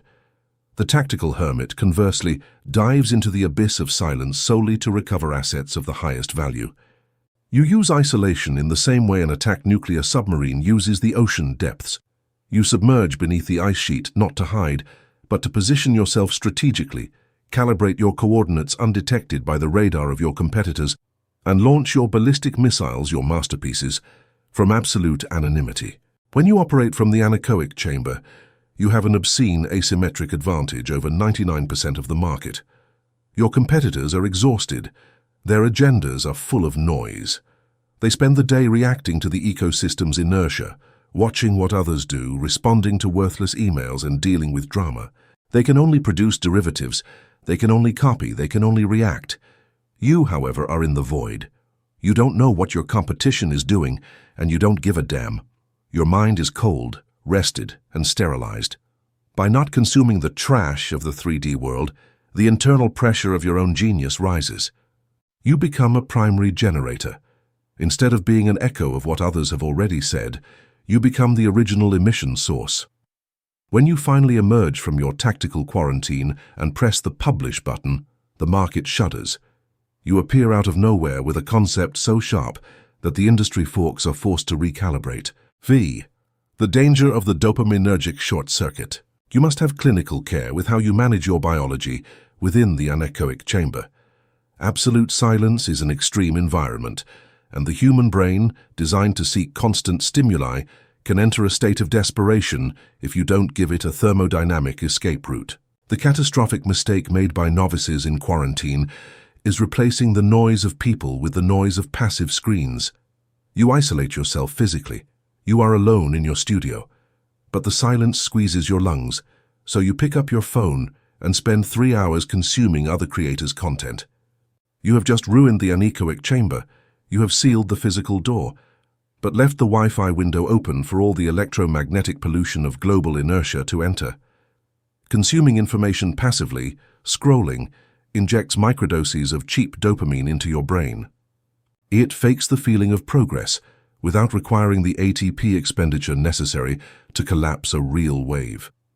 You are neurologically masturbating. Your brain feels like it was working, but at the end of the day, the screen is still blank. In the architect's quarantine, the principle is non-negotiable. The only lawful source of dopamine allowed in the anechoic chamber is the collapse of your own particles. Your chemical reward must come exclusively from the pain and pleasure of typing, designing, recording, and exporting your own matter. If you eliminate the easy escape route, digital distractions, the pressure of withdrawal will force your biocomputer to channel all its kinetic energy into the creation of the work. Biological hunger will become creative veracity. Via industrial silence and tactical isolation protocols. The mastery of the anechoic chamber is not a mystical state of enlightenment reached by smiling with your eyes closed. It is a raw thermodynamic discipline forced by applying mechanical protocols. If you don't turn off the noise manually, the noise will eat you alive. Here are 3 industrial, cold, and calculated protocols to silence your ego, annihilate the default mode network, and force the download of the source code. Sensory deprivation immersion, the active blackout. Your brain will not stop screaming anxieties about the future while your eyes are bombarded by pixels. Action. Before any quantum deep work session, execute the active blackout. Lock your phone in a drawer in another room. Turn off the router. Reduce the light in your studio to the bare minimum. Sit in your chair. Close your eyes and put on noise-cancelling headphones or industrial plugs, playing at most white noise or a monotonous binaural frequency. For the first 10 minutes, sit without moving a muscle. Literally, immobilize your carbon body. By minute 11, you will be operating in alpha. Open your eyes and start. RAM dump, purge writing. Sometimes the internal noise of logistical concerns or 3D fears is so loud you cannot enter hypofrontality. Action, execute the RAM dump. Take an analog paper notebook and a pen. Set a 5-minute timer. Start writing at maximum speed everything that worries you or distracts you in that moment. Vomit the scarcity onto the paper. I'm afraid I won't reach the financial goal. I hate the loneliness I feel right now. I'm frustrated the algorithm isn't recommending me. Get it all out of your neural circuits and onto physical matter. The act of externalizing the fear tears it from your amygdala. Once the alarm sounds, take that piece of paper, tear it into pieces or lock it in a drawer. Say out loud, "The temporary files have been purged, the hard drive is clean, the CPU returns to my absolute control. Go back to the screen and operate." The 24-hour consumption fast, closing the port of entry. In quarantine, you are prone to intoxicating yourself with other people's minds, diluting the purity of your tuning fork. Action. Once a week, declare a state of martial law at your workstation, absolute output day. For exactly 24 hours, your operating system's input ports are blocked. You are strictly forbidden from consuming information. 0 videos, 0 podcasts, 0 reading other authors, 0 scroll. That day, your existence is limited to being an escape valve. Exhale, produce, write, edit, walk, lift weight. Edit. By brutally blocking any external idea, you force the immense pressure of your own internal files to burst the pipes outward. You will discover that your brain, desperate for something to interact with, will start manufacturing the most masterful, raw, and original concepts you have ever produced. Chapter 6. The Law of Structural Vacuum. The annihilation of crumbs and the thermodynamics of occupied space. Nature abhors a vacuum. If you create a genuinely empty space in your life, the universe will rush in with explosive force to fill it. Aristotle, Thermodynamic Adaptation. You cannot invite a king to sit at your table if all the chairs are occupied by jesters who don't pay the bill.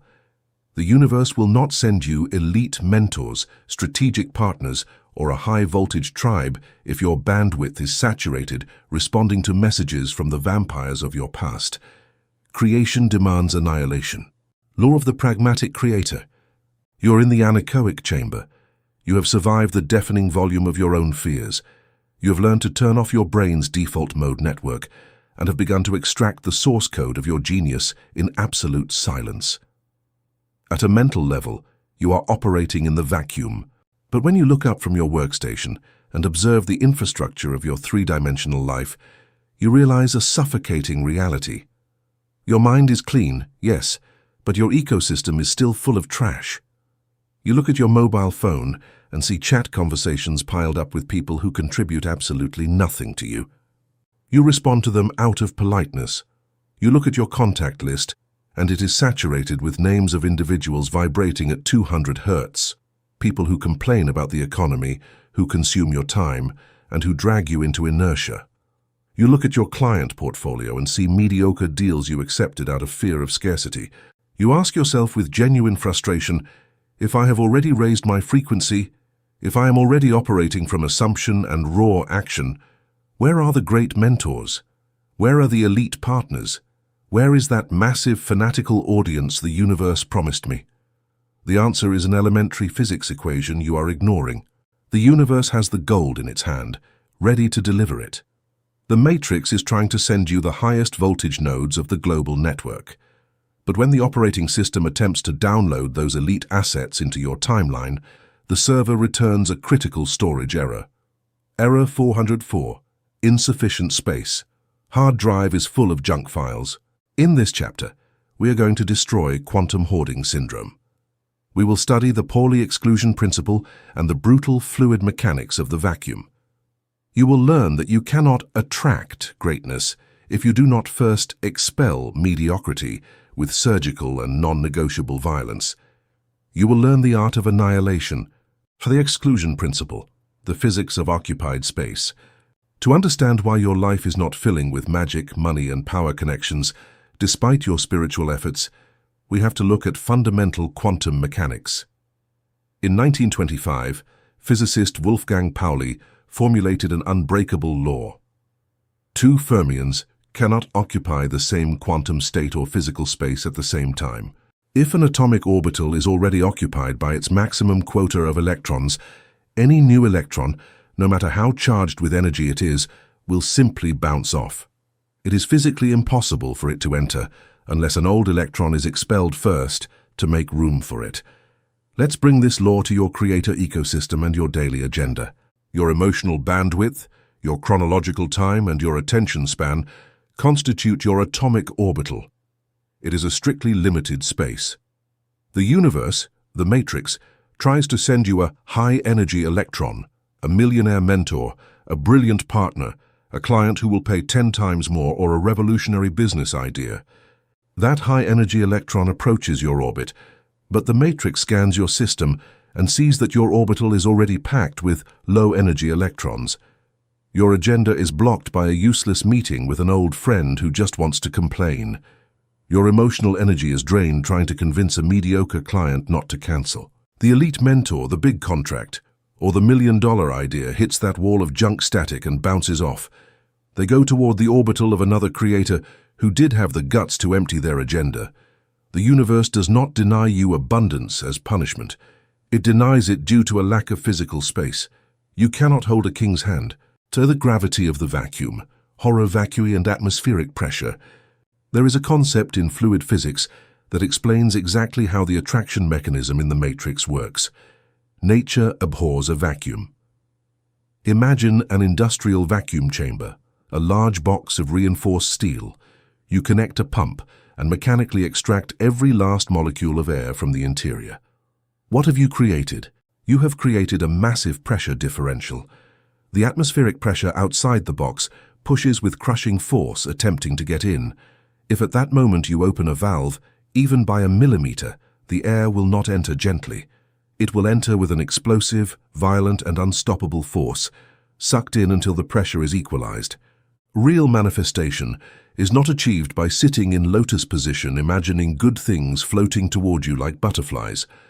Manifestation is achieved by creating a structural vacuum so massive and unjustified in your life that the atmospheric pressure of the universe is forced to collapse upon you to fill it. But the human ego, configured for prehistoric survival, is terrified of the void. The novice creator suffers from quantum hoarding syndrome. He is a compulsive accumulator of energetic trash. He keeps dead relationships just in case he ends up alone. He keeps unprofitable services just in case no new money comes in. By clinging to junk, the internal pressure of his box is always equalized with the outside pressure. There is no differential. There is no suction. Life becomes a pond of stagnant, putrid water. The architect of the now understands that his most important work is not hunting opportunities, but constructing the vacuum chamber. He cuts relationships, fires clients, closes groups, deletes contacts, empties the agenda. And then he sits in the center of that immense steel chamber, enduring the biological pain of having nothing, and opens the valve. Thermodynamic magic occurs. The universe, in its mathematical desperation, injects high-density matter. 3. The thermodynamic opportunity cost, the tax of the mediocre. We must destroy the fallacy of unconditional networking. You've been told you should never burn bridges and keep in touch with everyone. That is the mentality of a scared opportunist, not a sovereign. Maintaining bridges with mediocrity has a devastating thermodynamic opportunity cost. In the physics of the Creator, the opportunity cost is paid with your most expensive non-renewable resource, your neurological bandwidth and electromagnetic energy. Let's analyze a simple text message. You are at your workstation in hypofrontality. Your phone vibrates. It's a message from a 200 Hz acquaintance from the past. The message says, "Hey, the market is tough lately, isn't it? Let's meet for a drink soon." Your polite ego tells you that you should respond, that it takes only 30 seconds. It seems harmless, but thermodynamically, a disaster has just occurred. You have broken your theta wave state. Returning to flow will cost you at least 20 minutes of pure cognitive friction and ATP depletion. Furthermore, by validating their premise, yes, the market is tough, you just forced your fingers to type an affirmation of scarcity. You have infected your own source code with a vibrational virus of poverty just to be polite. By responding, you left the entry port open. You indicated that the relationship is still alive. The energy vampire knows they still have access to your veins. That 30-second message cost you the purity of your signal for the entire day. Multiply this by 10 useless conversations. You are bleeding your empire in tiny installments. The architect of the now operates with zero tolerance for crumbs. If a contact, client, or project is not violently pushing you toward excellence or wealth, then by pure subtractive mathematics, it is anchoring you to the mud. Burning bridges that lead to ghost towns full of misery is the most necessary act of hygiene you can execute. The sunk cost fallacy, why the past is worth nothing. The biggest psychological obstacle to executing the law of structural vacuum is your own attachment to time invested. Your ego whispers, "I can't leave this group. We've supported each other for 5 years." You are falling victim to the sunk cost fallacy. This occurs when you continue investing in a failing project purely because you already have. Quantum physics and thermodynamics destroy this fallacy. The past does not exist. Physically, it is not a place you can travel to. The time spent with those friends or the money invested in that failed business is dissipated thermal energy. It is already gone. It transformed into heat and dispersed. It is irretrievable. Your ego's mistake is believing that if you abandon now, that past effort was in vain. It was never in vain because it fulfilled its mathematical function. It brought you to the exact coordinate where you are today. That 200 Hertz group was the necessary step that kept you alive until you woke up. It was a school. You have already extracted all the value from that object. The object is now an empty shell. Dragging an empty shell into your future just because of nostalgic affection is like an astronaut trying to take the rusted launch pad with them into orbit. The extra weight will destroy the engines and the rocket will crash. You must develop the coldness of the surgeon. The surgeon does not hate the tumor they are about to excise. They know the tumor was formed by living cells, but they know that if they do not take the cold steel scalpel and cut without mercy, the healthy tissue will die. Cut without hatred, without nostalgia. Cut for the organism. For the exami of the structure, annihilation of inventory. If you are really going to dominate the matrix, you cannot do a lukewarm spring cleaning. You have to raise the inventory. You have to burn the field so the new crop grows on carbon-rich ash. The architect reads this, takes out the scalpel, and executes the order that same night in 3 critical dimensions. 1. The social dimension, scorched earth protocol. Every person who is not actively building an empire or who emits signals of constant complaining is silenced, archived, or blocked. Exit chat groups that lack tactical or economic purpose. Exit without saying goodbye. A ghost gives no explanations when passing through a wall. 2. The operative dimension, firing false money. Look for false money, income that adds a number to your bank account, but subtracts 3 from your peace of mind and your kairos time. If you have a survival cushion, fire that toxic client tomorrow morning. The financial panic you feel is the vacuum bell pressurizing. The Matrix will see 20 hours of brilliant vacuum and prepare the delivery of the Leviathan client who will pay 10 times more without a peep, simply because you now have the space and frequency to serve them. 3. The mental dimension, purging dead files. Open your computer folders. You have hard drives full of ideas for the future and projects half finished. That is thermal trash. It is the anchor of your past, reminding you of everything you were unable to finish. Select all, press Shift plus Delete. Delete gigabytes of dead intentions. Fail structural annihilation protocols. Executing the law of the vacuum requires methodical cruelty. Do not let misunderstood compassion contaminate the physical experiment. Here are 3 relentless, robotic operational protocols to sustain the structural vacuum once you have created it. 1. The gatekeeper, military entry filter. From today, the default response of your operating system to any invitation or business proposal is an absolute, cold, and immediate no. Your agenda is blocked by default. To turn a no into a yes, the opportunity must pass the thermodynamic acid test. Does this interaction have the mathematical potential to multiply my empire or expand my consciousness? If you have to think about it for more than 10 seconds, the answer is no. If it is not a resounding hell yes that accelerates your pulse, then it is a no thank you. No is a complete sentence in the language of the universe. 2. Zero tolerance for drama, complaints evaporation. If you are in a conversation and the other person enters the loop of victimhood or gossip, you have exactly 15 seconds to abort the mission. Do not try to correct them. Simply cut the circuit.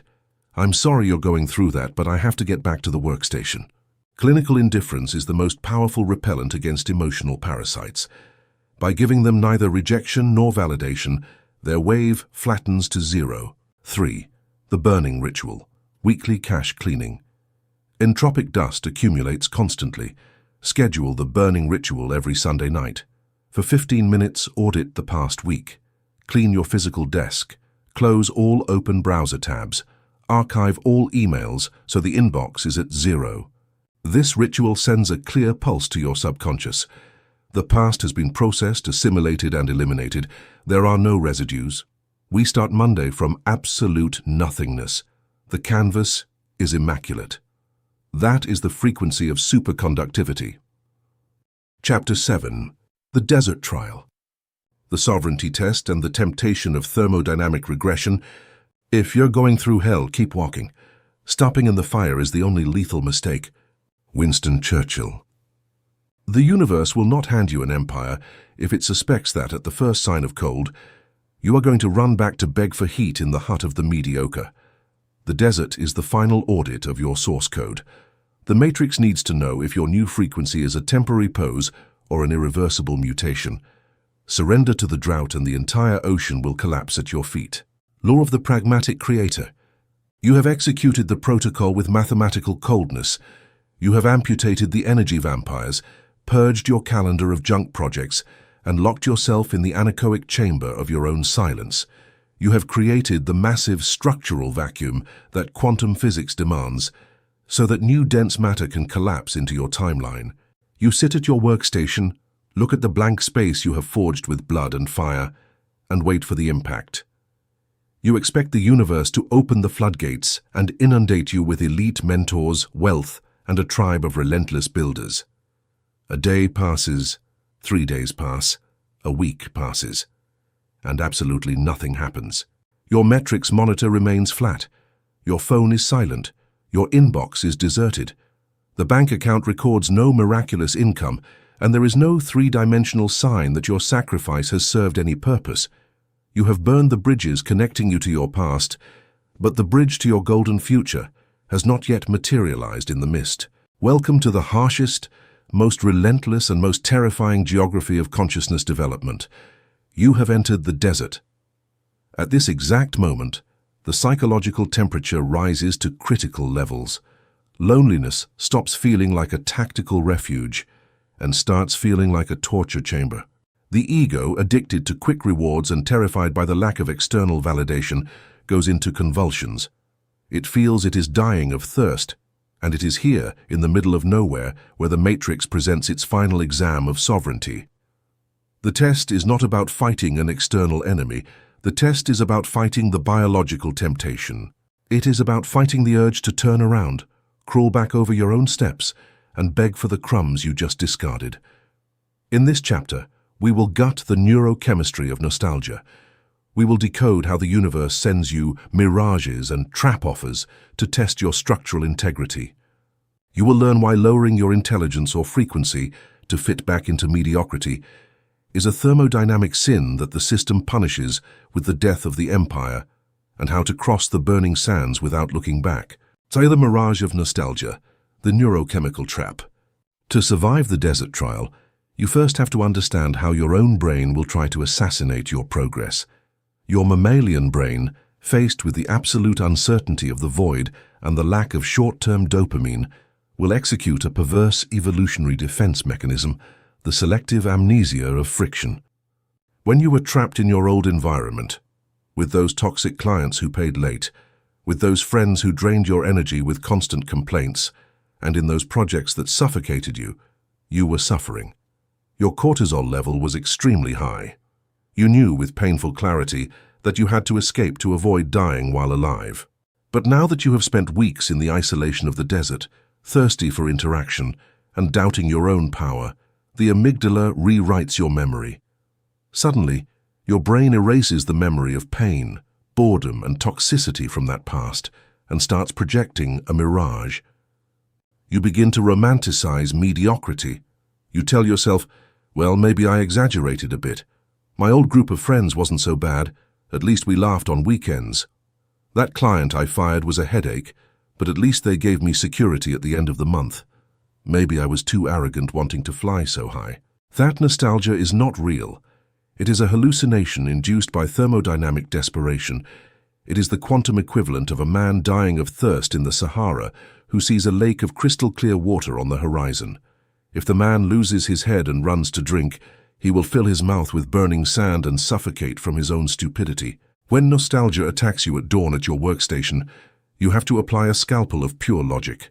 You have to remind your frontal lobe, with statistical cruelty, exactly why you burned those ships in the first place. The past is a corpse. It doesn't matter how much pink paint your scared brain tries to put on it. If you try to embrace a corpse so as not to feel alone, the only thing you will achieve is infecting yourself with necrosis. The mirage of nostalgia is the universe's first filter to separate kings from emotional slaves. Telecosmic security question, the final test. The universe is an infinitely superior intelligence, and it has an infallible anti-fraud system. It knows that any spiritual tourist can read a book, get excited for 2 days, block 3 people on their phone, and pretend to be an architect of reality. But the Matrix does not hand the source code to tourists.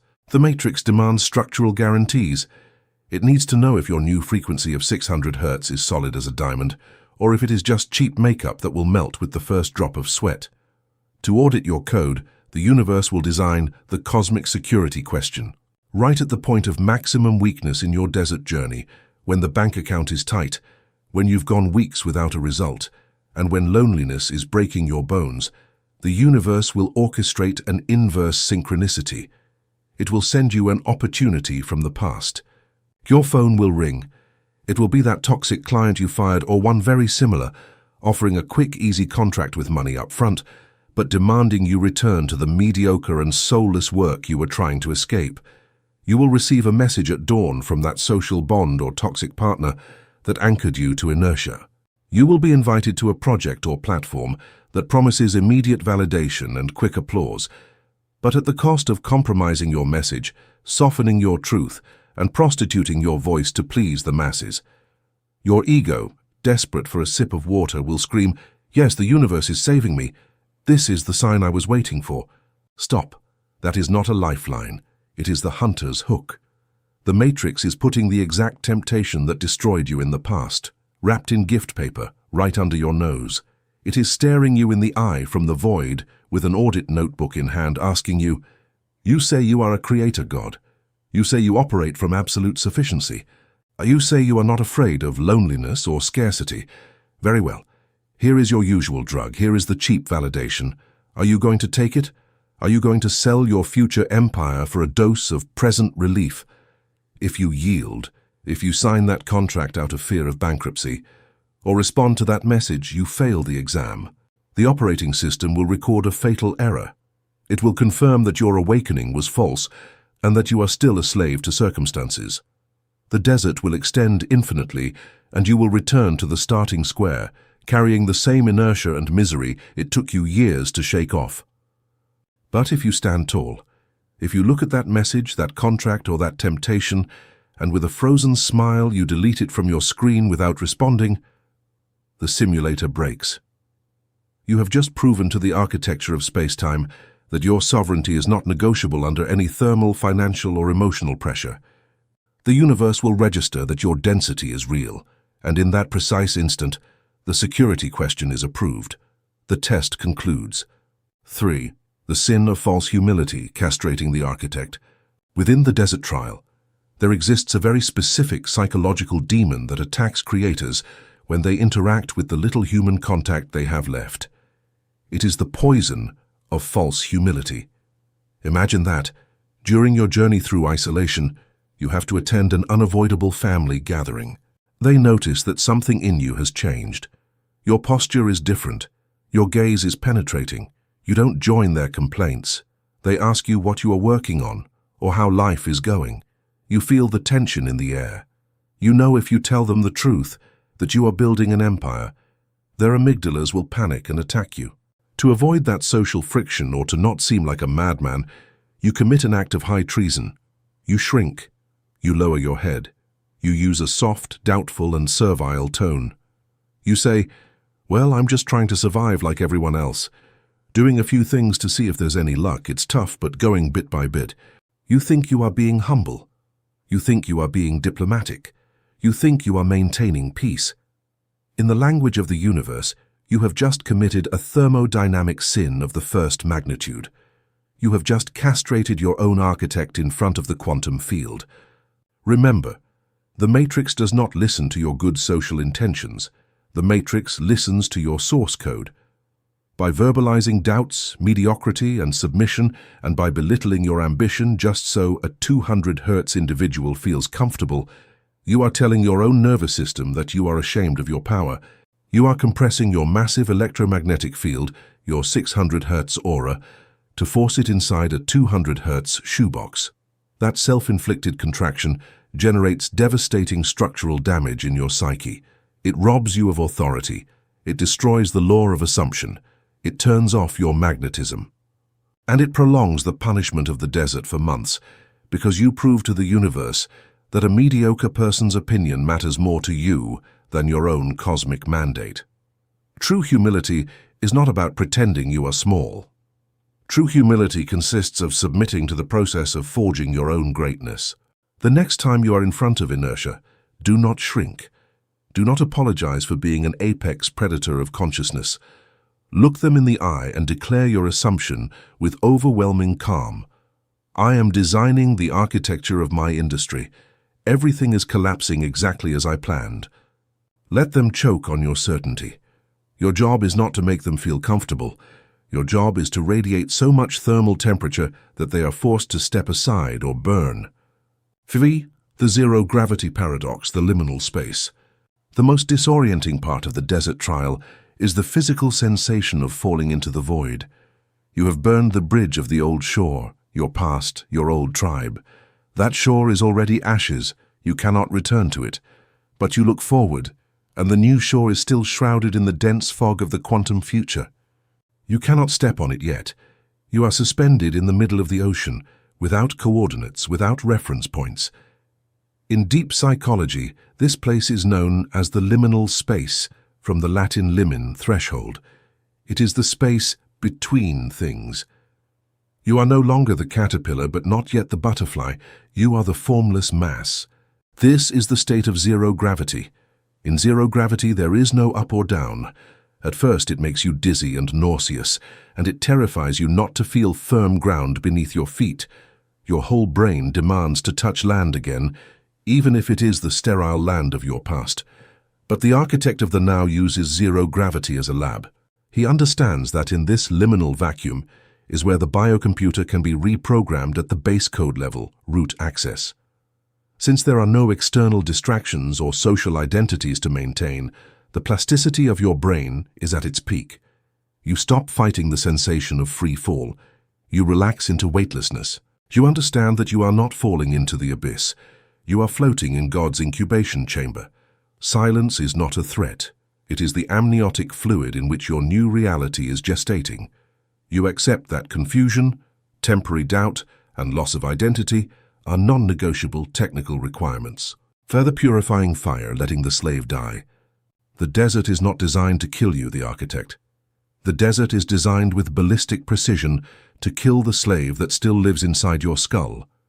That slave is the part of you that needs validation. It is the part of you that needs a like on your project to feel worth something. It is the part that is terrified of anonymous opinions. As long as that slave keeps breathing inside your mind, the universe cannot hand you the empire. Because if it hands you massive money and influence while the slave is in command, the slave will go crazy. He will use that power to buy the love of the mediocre. He will dilute the empire to please the masses. The desert trial is the slave's crematorium. The scorching sun of thermal isolation, the lack of immediate results, and the friction of uncertainty are systematically applied to your psyche day after day until the slave collapses. Until that neurotic, needy voice surrenders, dries up, and becomes dust in the wind. When the slave finally dies in the middle of the sand, you are resurrected. You experience a thermodynamic phase change in your biology. One morning, you wake up, sit at your workstation, look at your flat metrics and empty agenda, and discover something magical and terrifying. You no longer care. You no longer feel anxiety. You no longer feel the biological urgency to check your phone. You are no longer in a hurry. You feel a frozen, deep, and absolute peace. You have realized that the act of forging your work in the machine is the only reward you need. You have become self-sufficient at a quantum level. You have reached the state of tactical apathy toward results, combined with a violent passion for the process. In that millisecond of total surrender, where you embrace the desert and decide you are willing to stay in it forever, the matrix receives the definitive signal. The block is lifted. The source code compiles. You have passed. Fast resistance protocols in the desert. Surviving this extreme stress test without going crazy requires mechanical anchoring. Do not trust your willpower. Willpower runs out. Trust the protocols. Here are 3 tactical operating systems to maintain sanity, structure, and sovereignty while you cross the plane of quantum death. 1. The memory quarantine active nostalgia block. The amygdala will try to assault you with romanticized memories of the past so that you abort the mission. Action. Execute the military block of nostalgia. Physically remove from your visual field and digital environment any anchor that triggers the memory of the old tribe. Delete old photos, archive old chats. When the intrusive thought of, "What if I write to them?" appears, you must use an interruption word. Say to yourself out loud and dry, "Cancelled," and immediately redirect your physical attention to a task that requires laser focus.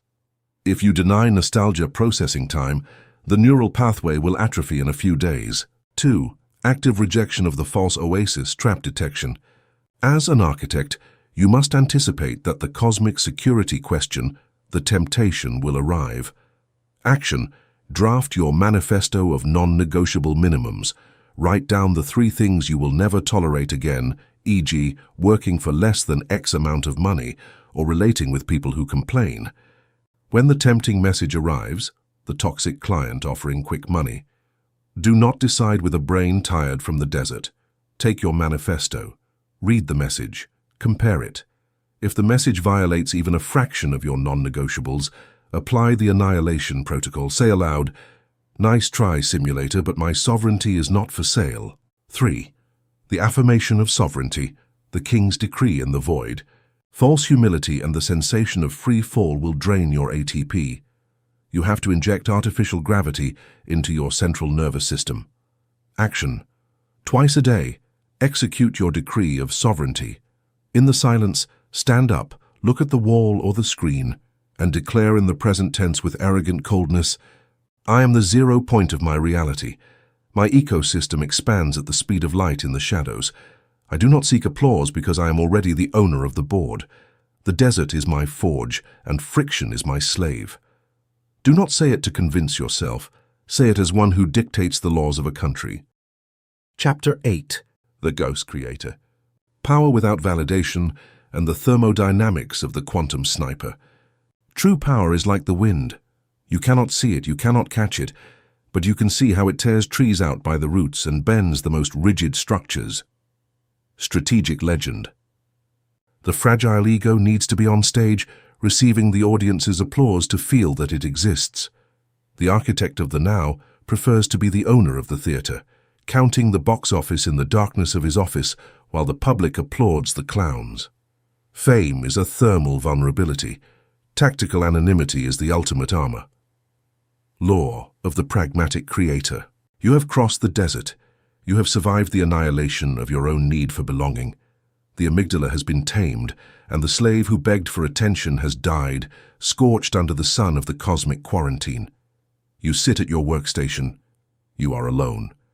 The room is in a deathly silence, that same silence that a few weeks ago suffocated you and caused panic attacks. But today, the texture of that silence has completely changed. It no longer feels like a maximum security prison. It feels like the throne of an untouchable monarch. By having murdered your need to fit in, you discover a superpower. A superpower that 99% of hyper-connected society will never experience. The ability to operate in total darkness. We live in the era of pathological exhibitionism.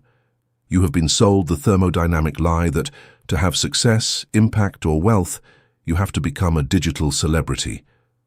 They tell you that you have to document every second of your life, dance in front of the camera, expose your privacy, and beg the algorithm to give you a minute of visibility.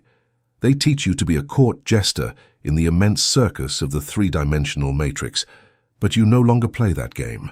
You have learned to decode the structure of space-time, and in advanced physics, constant exposure is a massive leak of energy, while strategic concealment is an accumulation of incalculable power. In this chapter, we are going to destroy your dependence on external validation forever.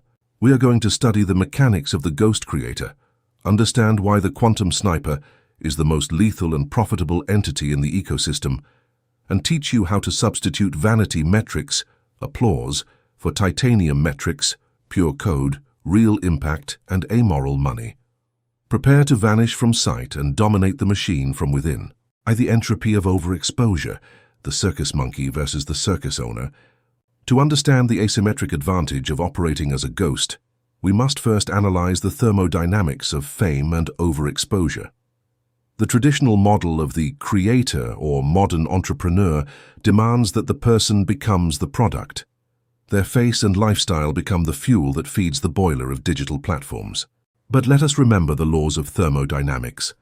Every interaction, every superficial publication, and every attempt to capture the attention of low-frequency minds requires an expenditure of energy, ATP. When a creator ties their business model to their own social validation, they create a highly fragile and entropic system. Vulnerability to judgment. If thousands of spiritual tourists are observing your daily life, your nervous system enters a state of chronic paranoia, high beta mode. You are constantly measuring your words so as not to be cancelled, so as not to offend the massive tribe. Your frontal lobe is exhausted managing your public image. Algorithmic slavery. If your empire depends on your face always being on screen, the day you get sick, the day you want a month of deep isolation, or the day you decide to change course, the system collapses. You are a prisoner of your own mask. You have built a golden cage where you are the main fairground attraction. The ego seeks fame because it confuses noise with power. But noise is simply dissipated energy losing itself in the atmosphere. Noise is the friction of poorly greased gears. The architect of the now, who has survived the desert trial, no longer has that childish appetite. He has discovered that true power operates in silence. The owner of the circus is not in the center ring sweating under the spotlights, juggling so that the 200 Hz public applauds. The owner of the circus is in a soundproof office in the back, designing the mathematical structure of the show, managing the flow of capital and dictating the rules of the game. Nobody in the audience knows his face, but he is the absolute owner of the reality that everyone is consuming. Becoming a ghost creator does not mean you cannot use your voice or image if the strategy requires it. It means your emotional umbilical cord is completely disconnected from the public's reaction. You are the operator. To the quantum sniper, the physics of operating in the shadows. In the theater of military operations, the infantry soldier goes to the front. He screams, fires bursts of machine gun fire, makes a lot of noise, and his position is obvious to all enemies. His tactical life expectancy is low. The sniper operates under a completely opposite physics. The sniper is a ghost. He infiltrates the territory without making a sound. He builds an undetectable nest. He camouflages himself perfectly with the environment's entropy. He spends hours, or even days, in absolute silence, the anechoic chamber, controlling his breathing and mathematically calculating wind speed, bullet drop, and the Earth's rotation. When he finally executes raw action and pulls the trigger, there are no bursts of noise. There is a single lethal shot, a single impact that destroys a high-value strategic target. And before the chaos breaks out and the enemy tries to find where the fire came from, the sniper has already evaporated into the shadows. As a ghost creator, you are the quantum sniper of the Matrix. While 99% of your industry is in the digital trenches screaming desperately, publishing trash every hour to stay relevant, fighting with haters, and begging for attention, you are in your invisible nest. Thermal camouflage. You do not announce your moves. You do not tell anyone your next big project. You do not publish photos of your progress to get pats on the back before having finished the work. You operate under a cloak of strict operational silence. The competition cannot copy or attack you because they do not know your coordinates. Ballistic calculation. You use forced isolation to think. You enter hypofrontality. You listen to the universe. You distill the source code of your work until it is perfect, dense, and thermodynamically irrefutable. The power experienced by altering the consciousness of thousands of people while remaining an unknown is sovereignty. The collapsed shot. You press the publish button. You release onto the network a masterpiece, an essay, or a video with a gravitational weight so immense that it breaks the algorithm. You make your industry tremble. You extract the value and the income. And then you return to the silence of your cave to reload the rifle. Thirst. Dopaminergic decoupling, cutting the validation wires. To be able to operate with this coldness, you have to execute a procedure of neuronal surgery in your own head. The dopaminergic decoupling of validation. Your biological brain was programmed by the social matrix to release dopamine, pleasure, and reward when someone says, "What a good job," or when you receive a like on a screen. If you do not cut that wire, you will remain an addict, and an addict is easily manipulated. If I know that you need my applause to feel good, I have the power to destroy you simply by ignoring you. The ghost creator takes the scissors and cuts the cable that joins creation with external approval. You take the plug of your reward system and connect it directly to the mechanics of self-execution. From today, your dopamine is not released when someone praises you. Your dopamine is released in a massive and volcanic way, in the exact millisecond in which you manage to decode a complex concept and transform it into a perfect script. Your chemical reward explodes at the moment you solve a technical rendering problem at 3:00 a.m. The simple fact of knowing internally that you have just forged a Valyrian steel sword in your forge is enough to sate your ego. When you achieve this decoupling, you acquire algorithmic immunity. If you publish a masterpiece and the algorithm decides to bury it and nobody sees it, you do not suffer a depressive collapse. You do not cry saying, "My effort was worth nothing." You know the work is impeccable. The intrinsic value of the gold block does not diminish because you have kept it in a dark drawer instead of a showcase. And if, on the contrary, the work goes viral and hundreds of thousands of minds applaud you, you do not lose your head either. You do not let the ego inflate and become soft. You look at the applause with the same tactical apathy with which you look at failure. You return to your workstation to keep programming. Raw action is your food. Titanium metrics, the architect's dashboard. If we have destroyed vanity metrics, how does the ghost creator know he is moving forward? The spiritual tourist and the fragile creator measure their life with smoke metrics. Number of followers, many of them bots or 200 Hertz tourists, empty praise from family, and the illusory sensation of feeling loved or being busy. The architect of the now rips out that toy control panel and replaces it with the instrument board of a space shuttle. You measure your progress exclusively through titanium metrics. They are cold, non-negotiable, purely mathematical, and totally devoid of human emotion. These are the 4 titanium metrics that will govern you.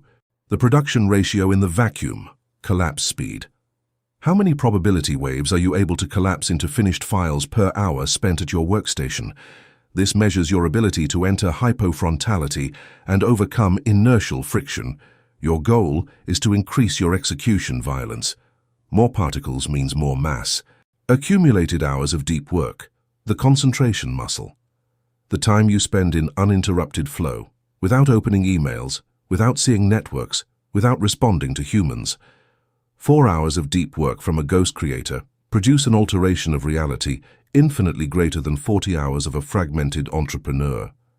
Immoral billing and capital retention, 3D energy density. In the third dimension, money is not a moral taboo. It is simply stored thermo-financial energy. As a ghost creator, you are not interested in being famous. You are interested in being lethally profitable. You measure cold conversion. Volume is vanity, conversion is sanity. The unshakable peace index, absence of nervous friction. This is the supreme metric. How calm is your nervous system when you turn off the machine? When your peace index is 100%, it means you have no cognitive dissonance. You are not lying, and your law of assumption is perfect. You are a superconductor of energy. The shielded ecosystem, systems that do not need your blood. The final objective of operating without validation and from the darkness is the creation of an ecosystem that transcends your own biological effort. If you have to be present and motivated every day so that your empire does not fall, you have not created a quantum business. You have created a stressful job where the boss is your audience. The ghost creator designs shielded systems. Since you as a biological being are going to have bad days or get sick, your empire must be designed to operate, Bill, and expand your signal without requiring you to cut your veins in public daily. You build timeless assets. You separate the work from the worker. You create works, manuals, and processes that encapsulate your source code and automate it on the network. A legendary video designed to polarize the public will continue attracting your tribe and filtering the mediocre 3 years after being published at 3 in the morning while you sleep. The worker rests. The work alters the world. Vast Ghost Operation Protocols. To transmute from being a needy individual into a quantum sniper, you have to install stealth protocols in your biocomputer. If you leave thermal traces, the enemy, the social ego, will find you. Here are 3 paramilitary infiltration tactics to execute your art without the Matrix detecting your need. The law of the black box, vow of silence on the process. The ego wants to show the world how hard it is working to receive premature empathy. Action, implant the black box rule. From the moment you conceive an idea until the exported file collapses on the net, you are forbidden to speak of it with any uninvolved human. All the energy of enthusiasm, anxiety, and passion must stay boiling inside the black box. By not letting the pressure escape through the valve of empty words, that thermal energy will be transferred entirely to the code of the final work, endowing it with an overwhelming density. Total silence. The tungsten avatar, separating the human from the code. If your personal identity is fused with your work, every criticism will feel like a stab in your liver. Action. Develop a tungsten avatar. When you sit and publish, it is not you who publishes. It is your creative entity. It is the architect. This entity has no human feelings and is not offended by insults from low-frequency minds. When someone attacks your work, they are attacking the tungsten armor of your avatar. Since tungsten has the highest melting point of all metals, the criticism disintegrates upon touching it. You can read brutal reviews with a cold smile. The inverse recognition fast. Sometimes your tribe will write to tell you how you changed their lives. It is a beautiful but radioactive moment. Action. Practice the recognition fast. When you receive massive praise, read it, thank the network mentally, and force yourself to ignore it for the following 24 hours. Do not let dopamine flood your prefrontal cortex. Treat it like a messenger who brings a package. Sign here, thanks, goodbye. By domesticating and rejecting applause when it is deafening, you ensure biologically that you will never be its slave during dry spells. The architect does not bow to praise. Chapter 9. Gravitational Attraction, Assembling the New Network and the Physics of Inevitable Magnetism. You don't have to chase the stars to light up your sky. You have to acquire enough mass so that the universe forces them to orbit around you. Axiom of quantum gravity. The supreme paradox of the Matrix is this: the universe will only deliver the most lethal, loyal, and powerful allies at the exact millisecond your biology and ego stop needing them to survive. Need repels. Absolute sovereignty, the critical mass forged in solitude, attracts with the violence of a black hole. Law of the pragmatic creator. Look at your ecosystem. You have executed the purge with the coldness of a surgeon. You have endured the architect's quarantine, overcome the tribal withdrawal syndrome, and learned to operate from the shadows as a quantum sniper. Your agenda is clean. Your mind is a perfect anechoic chamber. You do not depend on applause. You do not beg for validation. And you have discovered that you can generate your own thermal fuel in absolute isolation.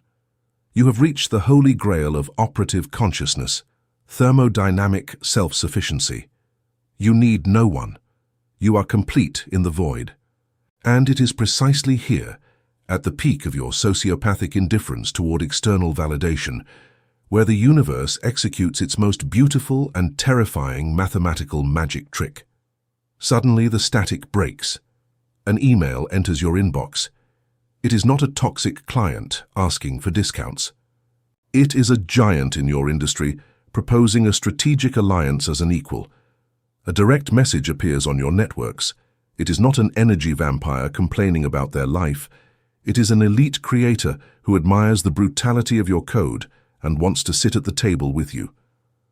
You begin to cross paths in an apparently casual way with brilliant minds, silent investors, lethal operators, and architects of realities who vibrate exactly at your same 600 hertz. Your ego, still a bit disoriented by the long drought of the desert, blinks in surprise. Where did all these people come from? Why now, when I no longer need them or seek them, do they all suddenly appear knocking at my door? It is not magic. It is not luck. It is not the law of attraction in its childish version of positive thinking. It is pure relativistic physics. It is gravitational attraction. In this chapter, we are going to study how the density you forged in the darkness has just curved the fabric of space-time around you.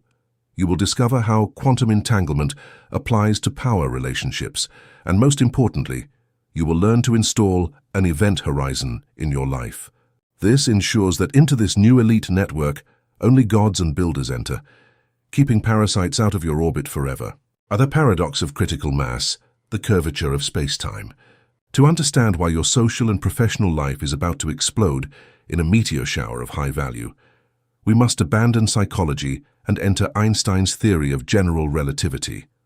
What is gravity? Isaac Newton thought it was an invisible force that pulled objects. Einstein proved that was false. Gravity is not a force that pushes or pulls. Gravity is the consequence of the curvature of space-time generated by an object with mass. Imagine a perfectly tensioned trampoline. If you put a small marble on it, it barely deforms the fabric. But if you place a 10-kilogram bowling ball in the center, the ball sinks the fabric. It creates a deep well. If you now throw other marbles onto the trampoline, you don't need to push them toward the bowling ball. The geometric curvature of the fabric itself will force them to roll and orbit inevitably toward the center. The bowling ball does not chase the marbles. The bowling ball doesn't even know the marbles exist. It simply sits in the center of its own vacuum, being immensely dense and heavy. Its mere existence alters the geometry of the entire ecosystem. During your stage of inertia and mediocrity, you were a 200 Hertz marble. You had no density. You were light and hollow. Because you had no mass of your own, you spent your life rolling around the trampoline chasing other marbles, begging for attention, going to networking events to try to connect with important people, and falling into the orbit of any client who paid you attention. But then you entered the desert. You isolated yourself. You accepted the pain, cut the distractions, turned off the noise, and began to execute raw action in the silence of your cave. Every book read, every project collapsed without seeking applause, every no you said to mediocrity, and every gram of suffering you metabolized added atomic mass to your structure. You hardened. You became heavy. You became quantum lead. You have become the 10-kilogram bowling ball. Today, your thermodynamic density is so colossal that you have sunk the fabric of the three-dimensional matrix. Your gravity has changed. You no longer have to go out and chase mentors or big clients. In fact, if you try to chase them, you lose your center of gravity. Your only tactical job now is to remain still on your axis, vibrating at high frequency, operating your empire from the shadows. The atmospheric pressure of the vacuum you created will mathematically force high-voltage celestial bodies into your orbit. They don't find you because you are lucky. They find you because they cannot avoid falling into your gravitational well. The quantum entanglement, the Wi-Fi of the gods. One of the most terrifying doubts of the creator who isolates is, if I am locked in my workstation, without going to social events, operating as a ghost creator, how on earth are other builders going to find out I exist? This doubt is born from an obsolete and Newtonian conception of the universe. This view believes that communication only occurs through the exchange of physical business cards or WhatsApp messages. Welcome to quantum entanglement. In particle physics, when two subatomic particles interact and entangle, their quantum states become linked forever. If you separate those two particles and put one on Earth and the other at the opposite end of the Andromeda galaxy, and you measure the spin of the particle on Earth, the particle in Andromeda will change its spin instantaneously and simultaneously to match its twin.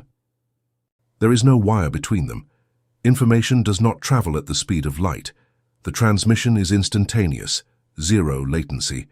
Einstein, appalled, called it spooky action at a distance. At the level of human consciousness, quantum entanglement is the Wi-Fi of the matrix. The instant that you, in the silence of your room, reach the absolute synthesis of 600 Hertz, your biological particle spins in a direction and at a speed that 99% of humanity will never reach. But in that same millisecond, in another country, there is another architect who has just emerged from their desert. They are spinning at exactly your same frequency and speed. The quantum field does not recognize physical distance. For the matrix, you and that creator on the other side of the ocean are occupying the same abstract coordinate. Through entanglement, your electromagnetic fields synchronize in the shadows. And then, the matrix takes care of the three-dimensional logistics for the collision to occur. The YouTube algorithm decides, with suspicious randomness, to show your masterpiece to that specific person, or a distant acquaintance mentions your name, or you cross paths in the one forum where you both operate. When you finally speak to them for the first time, there is no friction. There is no awkward, boring, or forced elevator pitch typical of 200 Hz humans. In the first 3 minutes of conversation, you feel like you've known them your whole life. You speak in code, you understand each other with half words. You recognize the killer, pragmatic and cold glint in their eyes, because it is the same glint you see in the mirror every morning. Entanglement does not create new relationships. Entanglement reconnects the nodes of the same global neural network that were temporarily separated by the illusion of physical space. Third, to the event horizon, the filter of the elite. Gravitational attraction is indiscriminate. A massive black hole will pull an entire planet toward itself, but it will also pull space junk, dust, and sterile meteorites. As your gravity has just increased exponentially, you are going to experience a dangerous phenomenon. You will start attracting hundreds of people. Many of them will be spiritual tourists or level 2 energy vampires. These are more sophisticated parasites than those of your old tribe. They have read the same books, they speak your technical jargon, and they seem to be on your frequency, but their inner core is still 200 Hz. They only want to steal your heat. If you let this space junk into your intimate ecosystem, they will clog your agenda, and you will lose the structural vacuum again. To protect your empire, you have to install an event horizon. In astrophysics, the event horizon is the theoretical boundary around a black hole. Once an object crosses that line, gravity is so infinitely strong that not even light can escape. It is the point of no return. Your social and professional filtering system must be just as extreme.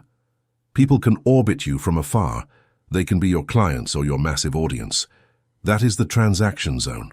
But for a human being to cross your personal event horizon, to earn the right to have your direct phone number, to share a coffee with you, or to be called your partner, they have to pass through a ruthless thermodynamic filter.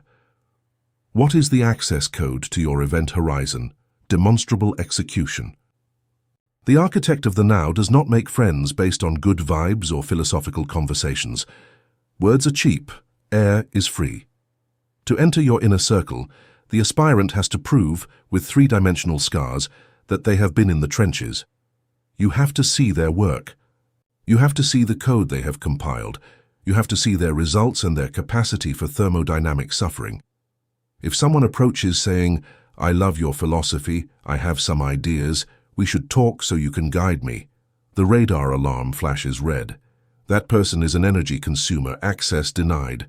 If someone enters your orbit and says, "I saw your system. I built this based on your architecture. I build X amount, but the code failed on line 45. Here is the file of what I did." That person is an executor. They are a builder. The vault doors open immediately. Do not apologize for being inaccessible. Feel the thermodynamics of the alliance.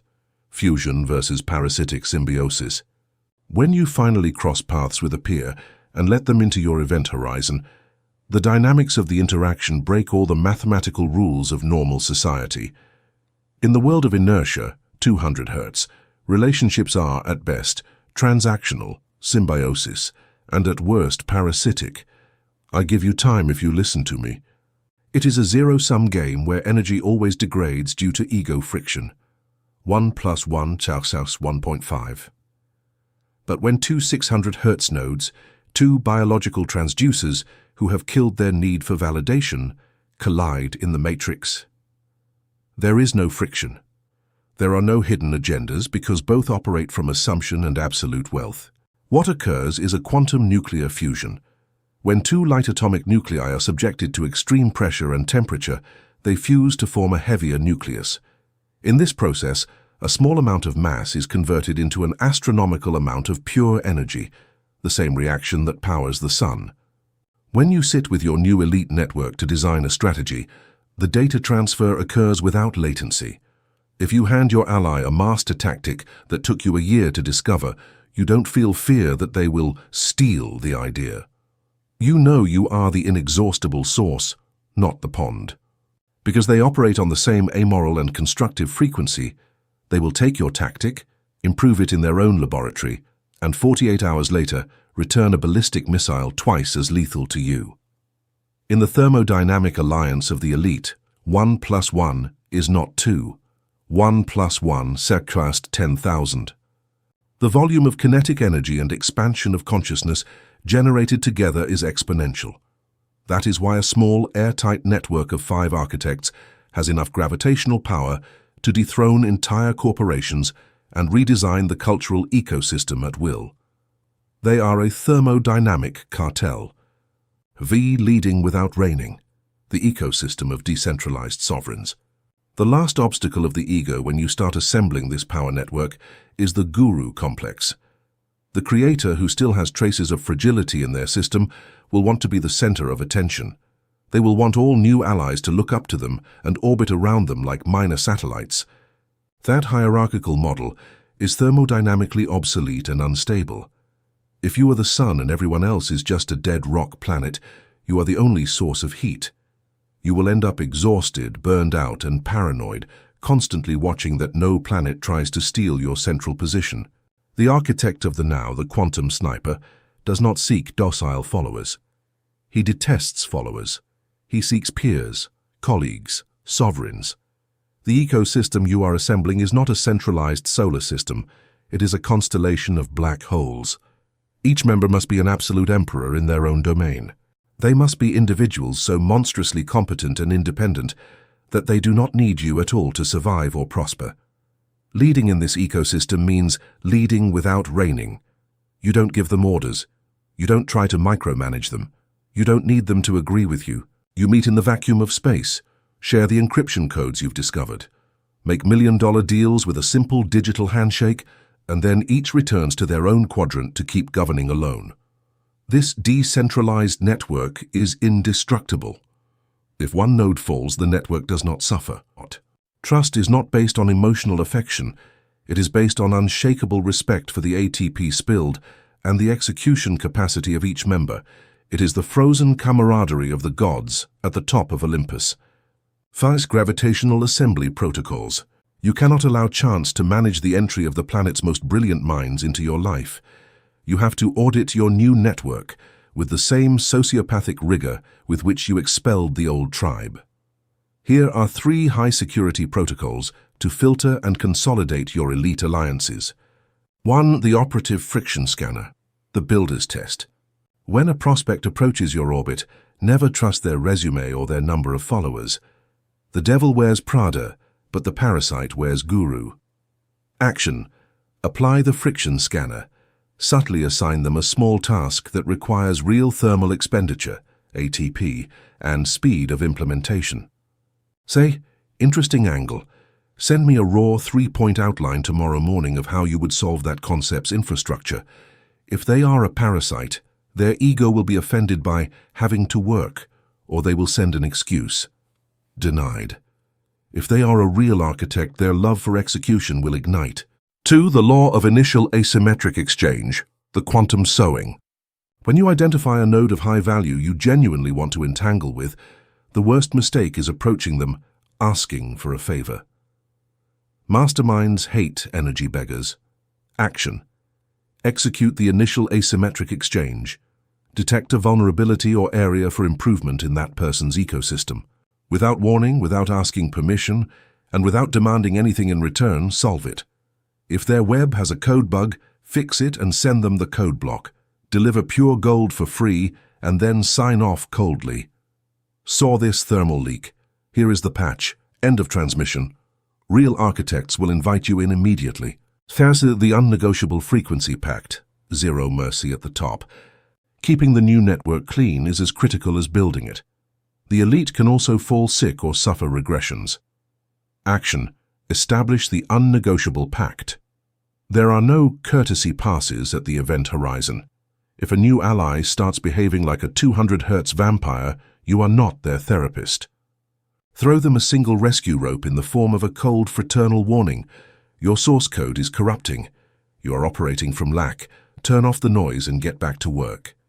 If they don't adjust immediately and prefer the mud of victimhood, apply the thermodynamic guillotine without hesitation. Cut communication. Chapter 10. The Peace of the Solitary King. The ultimate state and the autarky of scarce oxygen. The eagle flies alone. The crow flies in a flock. The fool needs the crowd to know who he is. The sovereign needs the void to remember his own immensity. Legend of the Mountain. You cannot govern an empire from the town square. At the top of the thermodynamic pyramid, oxygen is scarce and physical space is reduced to a single seat. True mastery is not learning to endure loneliness. It is discovering that solitude is the only atmosphere where your genius can breathe and expand without friction. Law of the pragmatic creator. We have reached the end of the mapped territory. You have crossed all the geographical, psychological, and quantum borders that terrify 99% of the human race. You survived the physics of resonance when your old tribe expelled you for your excess voltage. You shielded yourself with tungsten against the envy and broken mirrors of the mediocre who stayed behind. You hacked your amygdala's biochemistry so that tribal withdrawal syndrome wouldn't kill you in the early hours. You hammered your calendar empty with the cosmic dismissal. You crossed the burning desert without looking back. You learned to operate in the shadows as a quantum sniper. And finally, you forced the Matrix's gravity to assemble an elite network around you. You look at your three-dimensional life today, and it is absolutely and gloriously unrecognizable compared to a year ago. There is no longer any junk friction, no more existential dramas generated by the opinions of people who build nothing. Your ecosystem is a high-precision Swiss watch, operating under the pure laws of thermodynamics. But as you settle at the absolute peak of your industry, your consciousness development, or your financial mastery, you realize an undeniable, raw and icy geometric reality. There are fewer and fewer humans by your side. Even that elite network you assembled through quantum entanglement is not with you every day. They are busy governing their own solar systems in the silence of their respective anechoic chambers. Most of your linear time is spent strictly alone with your workstation, the screen, the code, and your own mind. This is where the architect of the now must perform his last, most painful and definitive structural mutation. You have to stop seeing this perpetual isolation as collateral damage of success or as a temporary punishment. You have to start claiming it as your definitive and sovereign state. In this final chapter of our manual, we will study the fluid physics of the summit. We will forever destroy the myth that you need a savior, a guru, or applause to keep moving forward, and you will learn to become a closed nuclear fission power plant, your own mentor, your own god, and your own inexhaustible source of ATP. Welcome to the peace of the solitary king. Take off your coat. Here, the cold is your best ally. By the atmospheric pressure of the throne, why the summit crushes the fragile, to accept your permanent solitude without a single gram of resentment, melancholy, or doubt, you have to observe the sacred and mathematical geometry of the pyramid of consciousness. The base of the social pyramid is gigantic, expansive, warm, and noisily suffocating. There dwells the inertial mass. It is a place of very high population density and very low energy density, 200 Hertz. At the base, there is plenty of room for collective victimhood, for herds, for cheap dopamine entertainment, and for constant validation. At the base, you are never ever alone, because there is always a mediocre person ready to share their complaints with you so as not to feel like a failure. But as you decide to ascend, as you increase your voltage, demand absolute technical excellence, and execute raw action, the pyramid structure becomes physically narrower. The climb demands that you release useless baggage, obeying the law of structural vacuum. You have to drop the family members who anchor you, the toxic clients, and your own cowardly beliefs. When you finally reach the apex, the exact and sharp tip of the pyramid, you discover the most relentless geometric truth of the matrix. The apex is an indivisible mathematical point.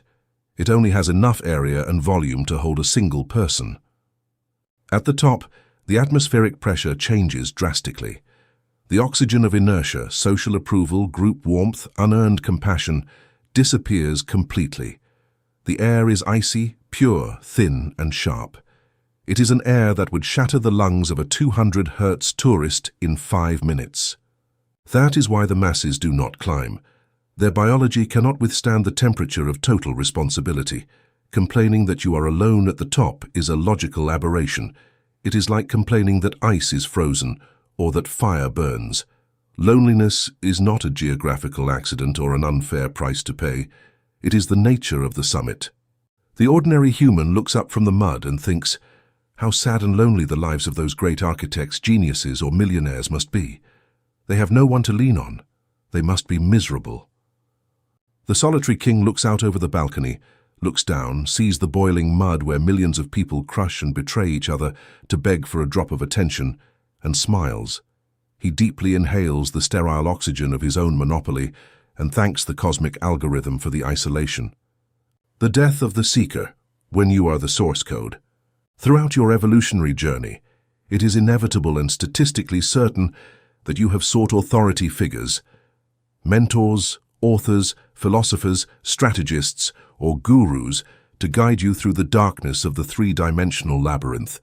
You frantically searched outside for someone who had the definitive answer. That search is useful and necessary in the intermediate stages. It is the data transfer bridge. But when you reach the definitive state of the solitary king, a liberating, almost violent short-circuit occurs in your neural network. You realize empirically that you have already downloaded every update patch available on the market. There are no more magic books to read. You already know the thermodynamics of manifestation. You have mastered hypofrontality. You know how to collapse the particle through raw action without negotiating with fear. A random Tuesday comes. You face an unprecedented logistical, financial, or creative problem in your empire. And out of pure biological survival instinct, your hand goes to the phone or the web browser to seek advice. You look for a mentor to tell you what to do, to give you permission to validate the route, and then you stop dead. Your hand freezes in the air. A glacial, deep, robotic, and absolute voice echoes in your own internal anechoic chamber. It is the voice of the awakened architect, and it tells you with mathematical clarity, put down the phone. There is no one above you in this coordinate of space-time. No one on planet Earth understands the specific architecture of your work better than you. There is no one to ask. The external help server is disconnected. You are the highest authority in the room. This is the terrifying climax of quantum maturity. You assume, with a weight that would pulverize the spine of mortals, that you have become your own mentor.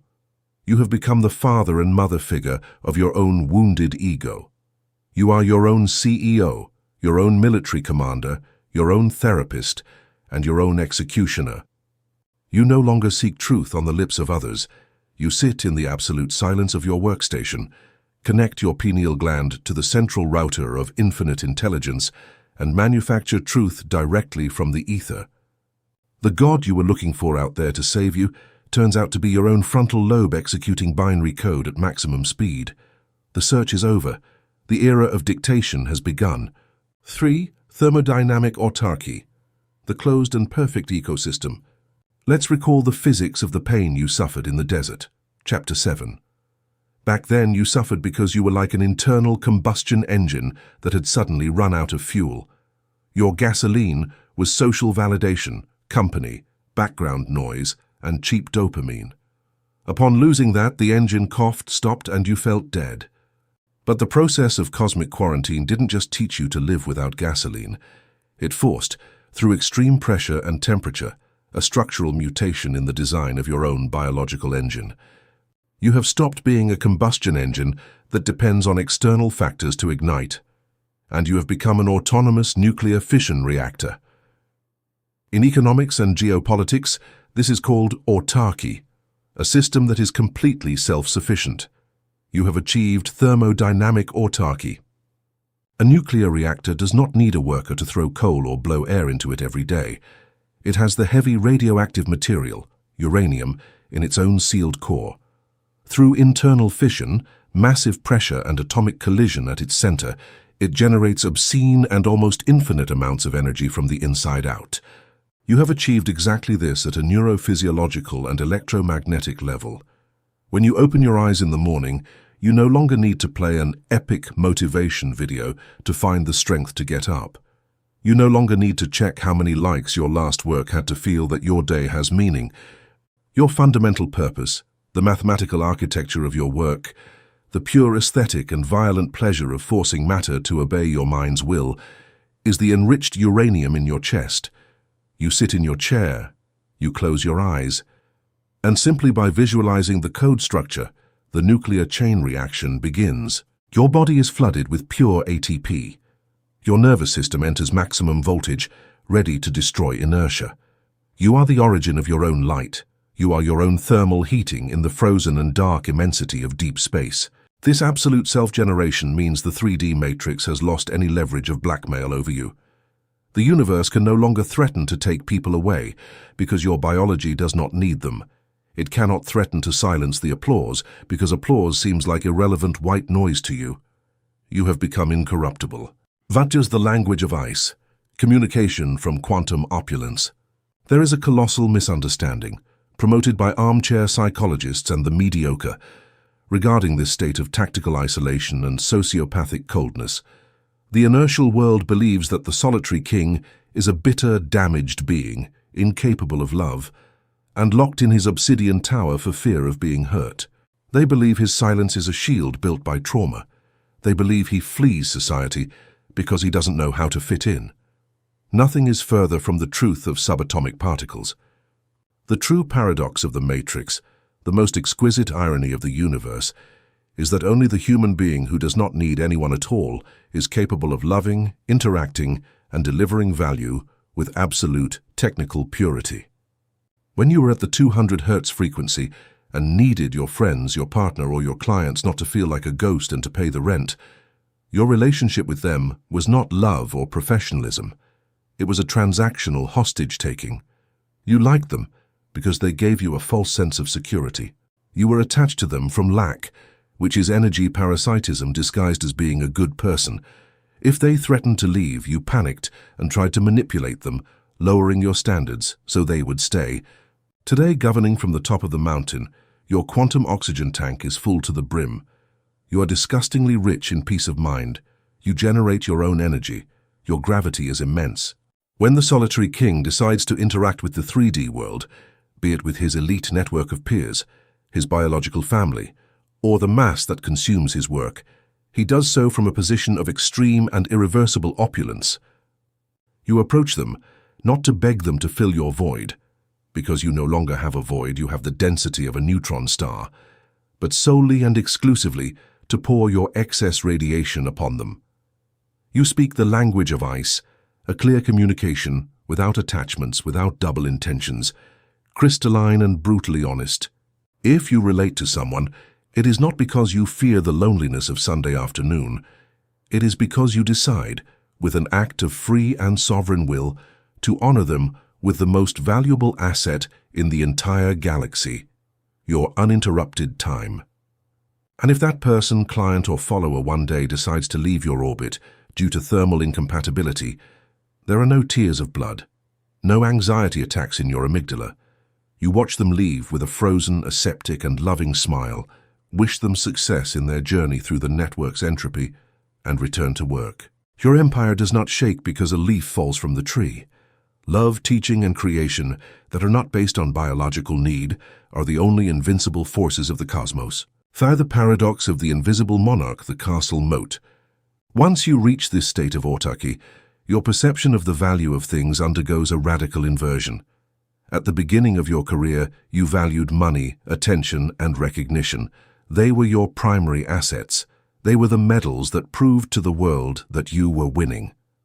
But in the definitive state, when money already flows like water through your shielded systems, and the massive audience already consumes the code you inject into the network, you discover that there exists an infinitely more expensive, vulnerable, and scarce asset in the modern universe. Silent, deep, and uninterrupted time.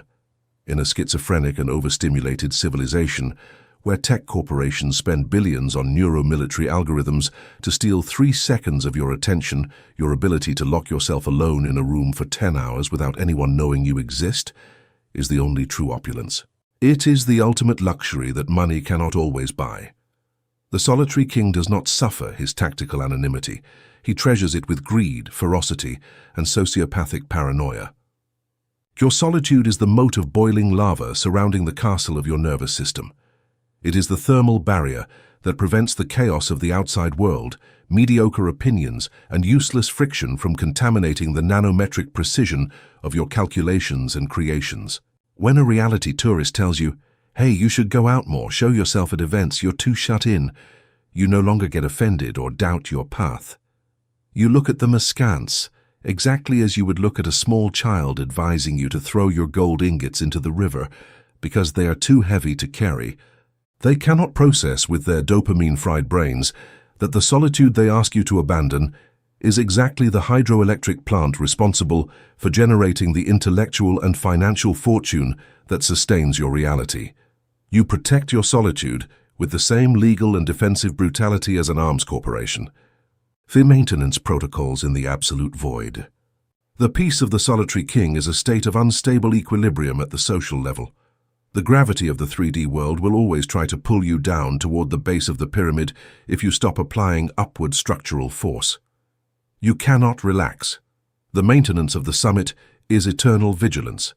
Here are the last 3 cold and algorithmic operational protocols to shield your mind and ensure the pure oxygen of the summit never gets contaminated by the smog of inertia. 1. The Inquisition of Motive, anti-scarcity audit. Even at the highest peak, the mammalian ego is not dead, only asleep.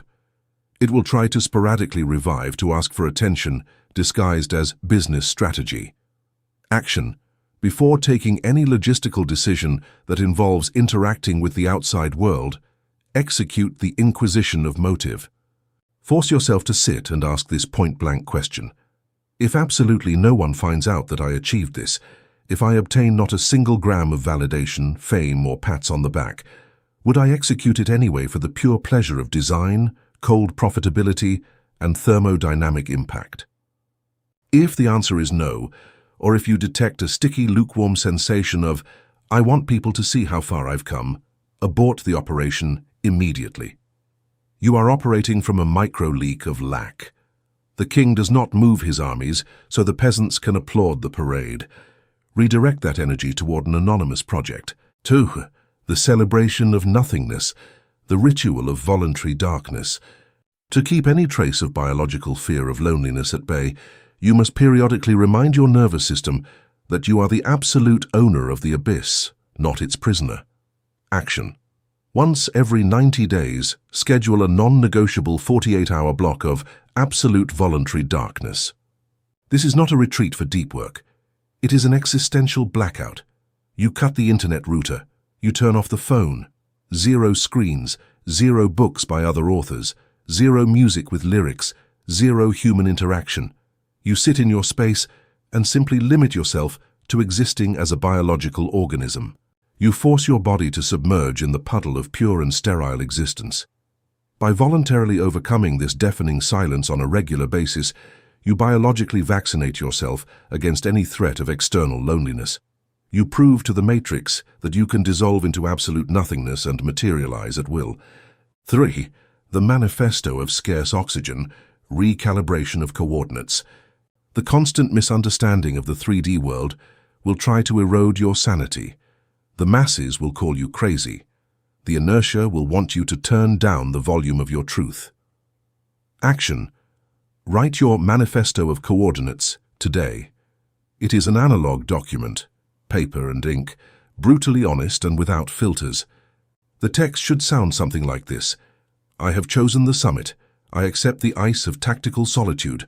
I accept the thermodynamic weight of being the absolute architect of my own blood and my own ruin. I do not blame those who do not have the oxygen to climb with me, and I will never apologize. Keep this document on your physical desk. Read it aloud every time the shadow of doubt or nostalgia for the past tries to make you feel guilty for the empire you have forged with your own mutilated hands. You are the final authority. Conclusion. The Iron Chrysalis. Look at your hands. Touch the armor you have just forged in the most absolute and terrifying darkness. When the universe ripped you from your old tribe, when it struck down your agenda with the cosmic dismissal and pushed you into the aridity of the desert, your mammalian ego screamed, convinced that you were being buried alive. You believed that the unshakable silence was a tomb designed to punish your ambition. Today, sitting on the frozen throne of the solitary king, you understand the most exquisite and brutal irony of quantum physics. They were not burying you, they were incubating you. In the biology of systems, when a caterpillar locks itself in its cocoon, wings do not magically grow over its old body. The caterpillar has to release corrosive enzymes that literally dissolve its own cellular structure. It becomes an unrecognizable genetic soup. It self-destructs in the darkness to reassemble into a superior organism. That was your isolation. The heartbreaking pain you felt when they turned their backs on you, when you lost the anesthesia of social validation and doubted your sanity in the middle of the night, was simply the thermodynamic acid dissolving the docile slave that lived inside your skull. But unlike the insects that the world crushes, your cocoon was not woven with fragile silk. You entrenched yourself in an iron chrysalis. You built an airtight and indestructible pressure chamber, forged through raw action and zero-point silence. A vault that endured the sabotage of the mediocre, the withdrawal syndrome of your amygdala, and the gravity of the void without yielding a single millimeter.